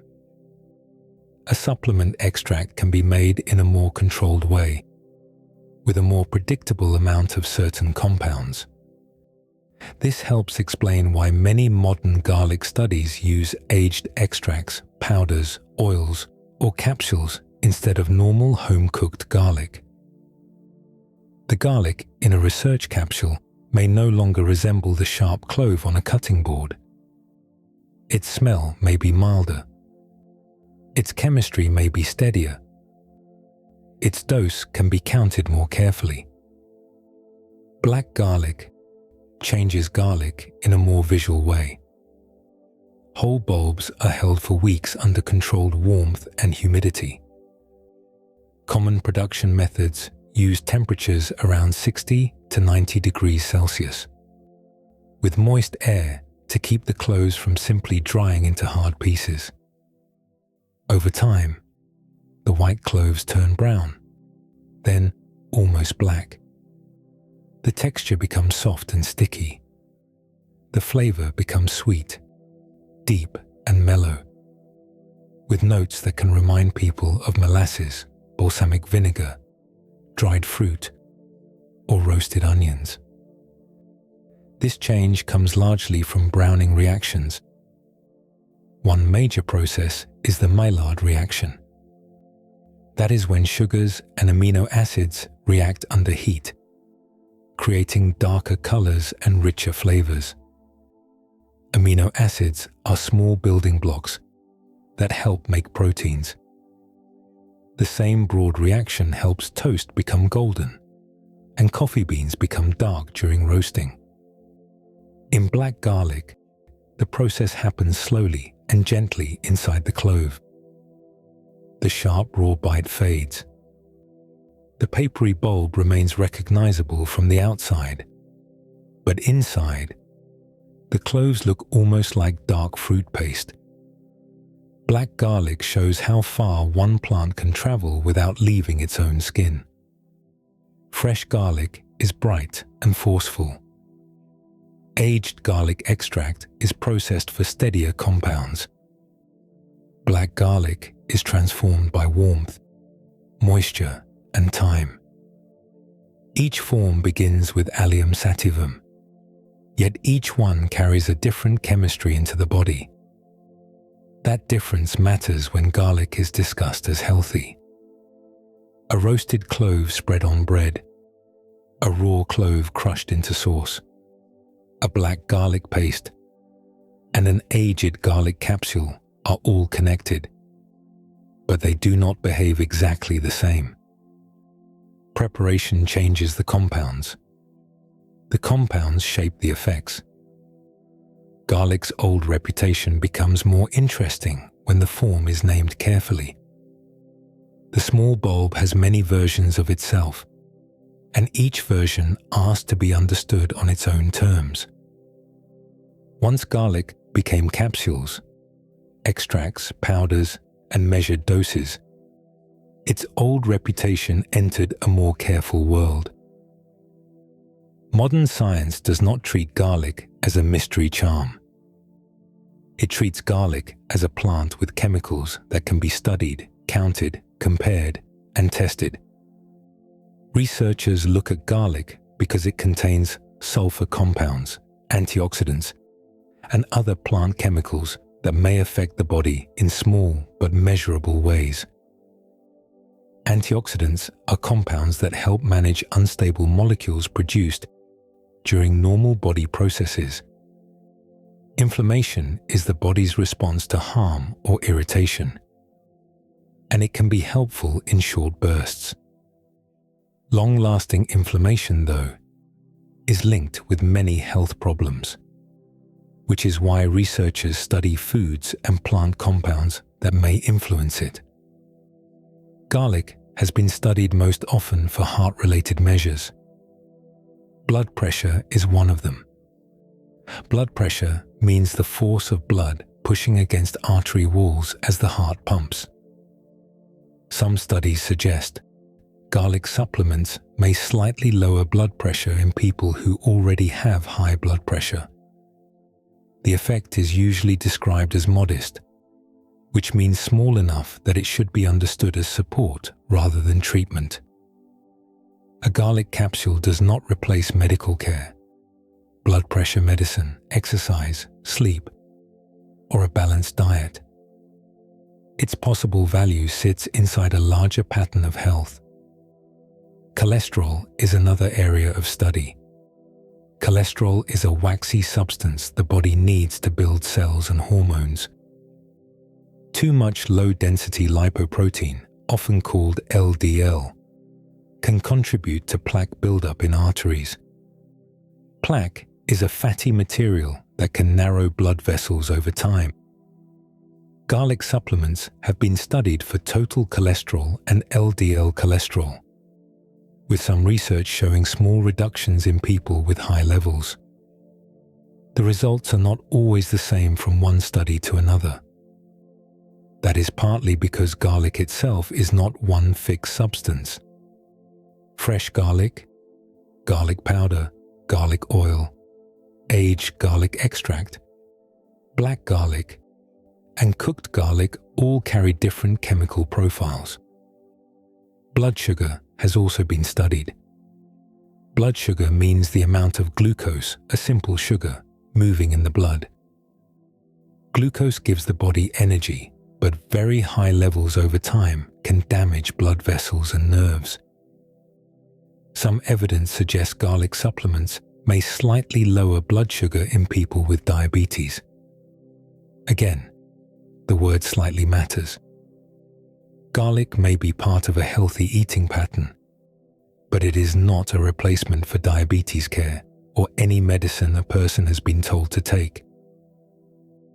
Garlic's antimicrobial activity is another reason scientists keep studying it. In lab dishes, fresh garlic compounds can slow the growth of certain bacteria and fungi. A lab dish, though, is a very controlled place. The human body is more complex. A compound that affects microbes on glass may behave differently after digestion, dilution, and metabolism. Metabolism means the body's process of breaking substances down and changing them into forms it can use or remove. This is why garlic's old medicinal reputation has to be handled carefully. Some parts make scientific sense. Other parts remain unproven or depend strongly on dose and preparation. Evidence is often clearer with supplements or extracts because researchers can control the amount. A cooked meal is harder to study. One person may use half a clove, another may use 6. One cook may crush garlic and let it rest. Another may roast it for 40 minutes. A bulb stored for 3 months may differ from one harvested last week. Variety, age, heat, cutting style, and digestion all change what reaches the body. A measured supplement reduces some of that uncertainty. Even then, garlic studies can vary in quality, length, dose, and form. The calmest way to understand garlic is to let it be impressive, without turning it into a cure. It has real chemistry. It has a long medical history. It has been studied for blood pressure, cholesterol, blood sugar, inflammation, and microbes. The strongest claims become gentler when the details are named. Garlic may support health in modest ways, especially as part of a broader pattern of food and care. That careful view gives the bulb more dignity, because its value does not depend on exaggeration. The small clove remains powerful enough to study seriously, and complicated enough that the exact form, amount, and person using it all matter. The same details that make garlic worth studying also make it worth treating with care. A clove is small, but its chemistry is active. Raw garlic can be especially strong because the crush reaction is fresh. When a clove is grated into sauce or chewed directly, its sulfur compounds reach the mouth, throat, and stomach quickly. For many people, that sharpness is only flavor. For others, it can cause burning, nausea, gas, burping, heartburn, or stomach pain. The effect depends on the person, the amount, and the form of garlic. A small amount cooked in soup may feel gentle. A large amount of raw garlic on an empty stomach can feel harsh. People with acid reflux may notice this more clearly. Acid reflux happens when stomach acid moves upward toward the throat, causing burning or sourness. Garlic can relax the lower esophageal sphincter in some people. That sphincter is a ring of muscle between the stomach and the food pipe. When it relaxes too much, acid can rise more easily. This is why garlic can be comforting in one meal and uncomfortable in another. The body's response matters. Garlic supplements add another layer. A capsule may seem mild because it has little smell, but it can contain concentrated garlic compounds. Some supplements are made from garlic powder. Some use garlic oil. Others use aged garlic extract. The amount can be much higher and more regular than what a person would get from a few cooked cloves in dinner. That can be useful for studies because researchers need measured doses. It also means supplements deserve more attention than ordinary seasoning. One important caution involves bleeding. Garlic can affect how blood clots in some situations. Clotting is the process that helps blood thicken and seal a cut. Blood-thinning medicines, such as warfarin, aspirin, clopidogrel, or newer anticoagulant drugs, are used to reduce dangerous clots. When garlic supplements are taken with these medicines, the combined effect may increase bleeding risk for some people. That risk can matter before surgery, dental work, or any procedure where bleeding needs to be controlled. Food amounts of garlic are usually a different situation from concentrated supplements. A person adding garlic to pasta or soup is not taking the same kind of dose as someone using capsules every day. Still, the difference between food and supplement matters because both begin with the same plant. The form changes the strength. The dose changes the effect. The person's health and medicines change the meaning. Raw garlic on the skin brings a more visible warning. Some people have used fresh garlic directly on warts, acne, infections, or sore spots. Because garlic feels natural and familiar, it can seem harmless. Fresh crushed garlic can irritate skin strongly. Left in place too long, it can cause redness, blistering, and chemical burns. A chemical burn means tissue has been damaged by a strong substance, even without heat or flame. There are medical case reports of raw garlic causing painful burns when people taped it to the skin for hours. The same compounds that make garlic sharp in the mouth can be too strong for direct contact with skin. Children's skin and sensitive skin can react even more easily. Garlic allergies are also possible, though they are less common than simple irritation. An allergy means the immune system reacts to a substance as if it were a threat. A person may develop itching, swelling, rash, stomach symptoms, or breathing trouble after exposure. Kitchen workers and cooks who handle garlic often can sometimes develop skin irritation on the hands. Peeling many cloves, crushing them, and touching the juices repeatedly can leave the skin dry, sore, or cracked. These cautions do not make garlic frightening. They make garlic real. A plant with active chemistry can be helpful in one context and irritating in another. A roasted clove spread over bread is very different from raw garlic held against skin. A few pieces in a stew are very different from a daily concentrated capsule. The old bulb keeps its strength across each form, and that strength asks for a little respect. garlic's value has always come from its force. It wakes food. It marks the breath. It changes the body in small ways. Handled with care, it remains one of the most useful plants humans have carried. That care also deepens the story, because the same power that made garlic famous is the reason people kept measuring, testing, limiting, and returning to it. Garlic stayed close to human life because it solved many small problems at once. A mature bulb could be pulled from the ground, dried in moving air, and stored for months. In the right conditions, cool, dry, dark, and well ventilated, some soft-neck garlic can remain usable through much of winter. The dry outer wrappers protect the cloves from losing water too quickly. The divided bulb lets a household use one clove at a time while the rest of the bulb waits.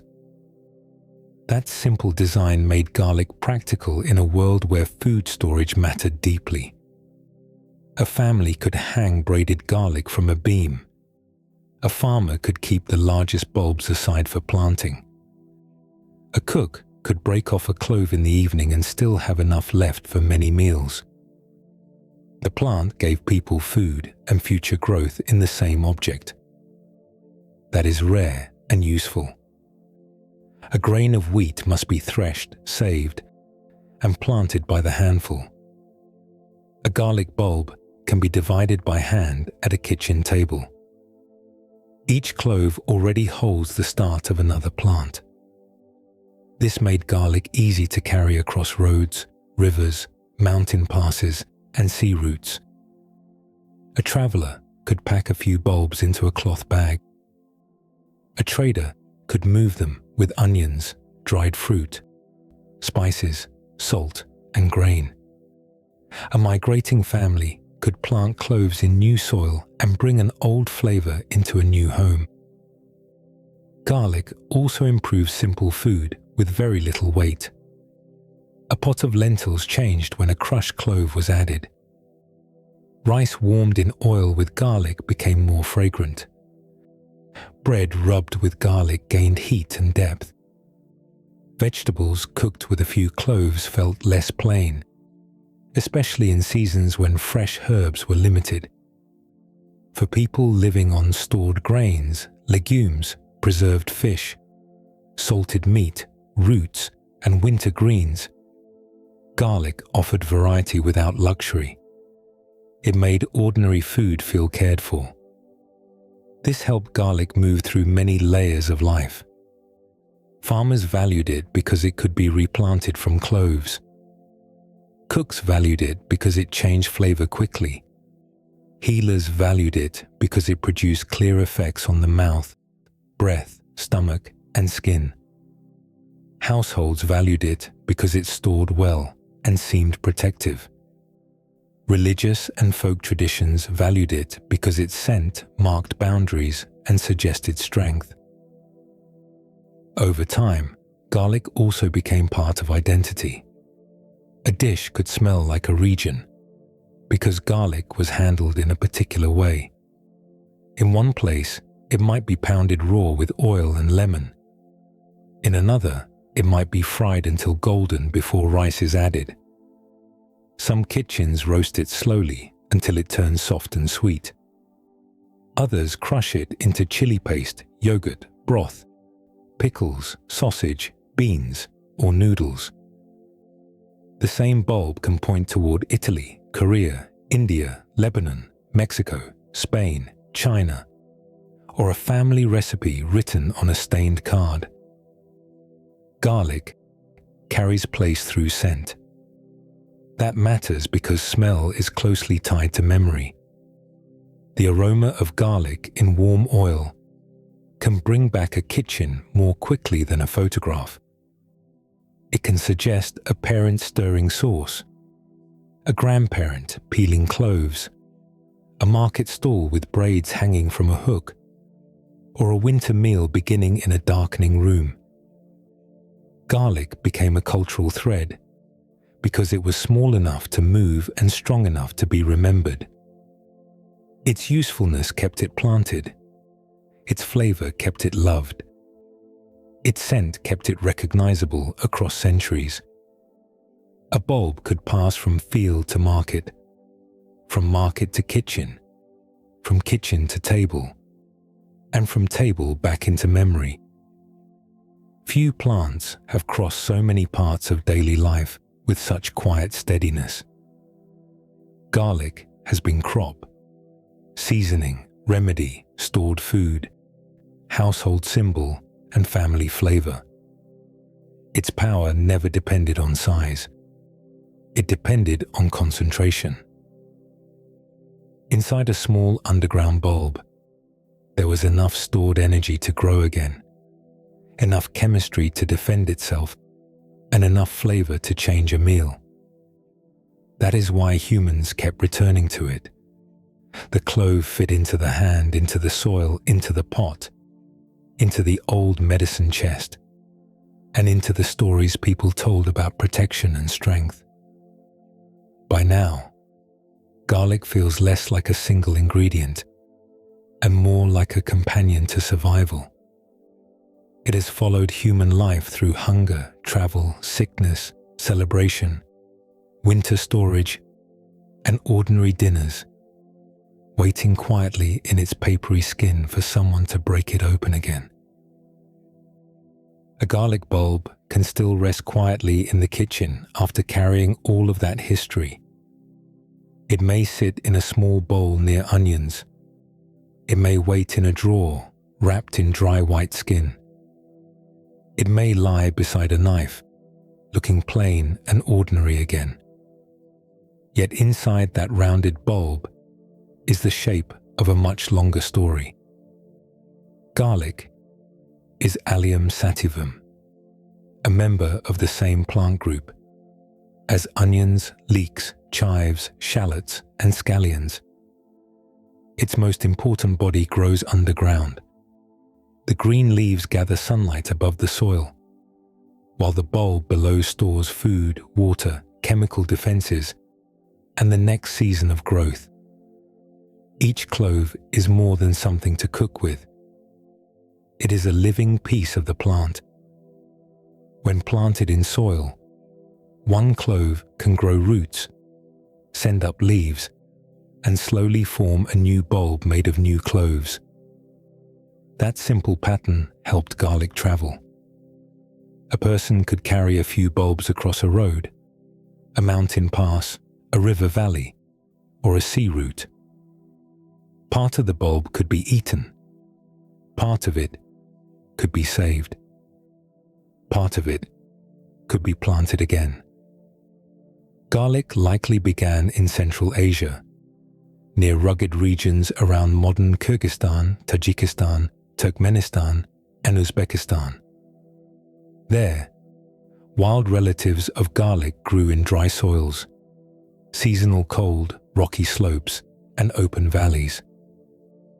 The bulb was a useful shape in that kind of place. It could wait underground while weather changed above it. It could hold energy until the right season returned. Human hands then carried it outward.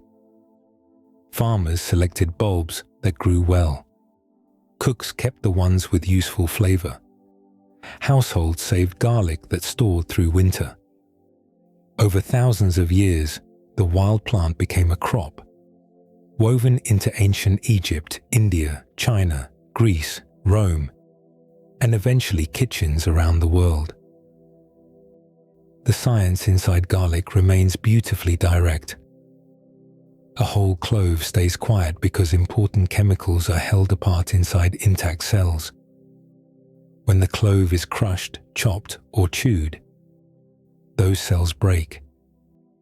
Alliin meets alliinase. Allicin begins to form. That is why fresh garlic seems to wake up under a knife. The familiar smell is a chemical reaction rising from damaged plant tissue.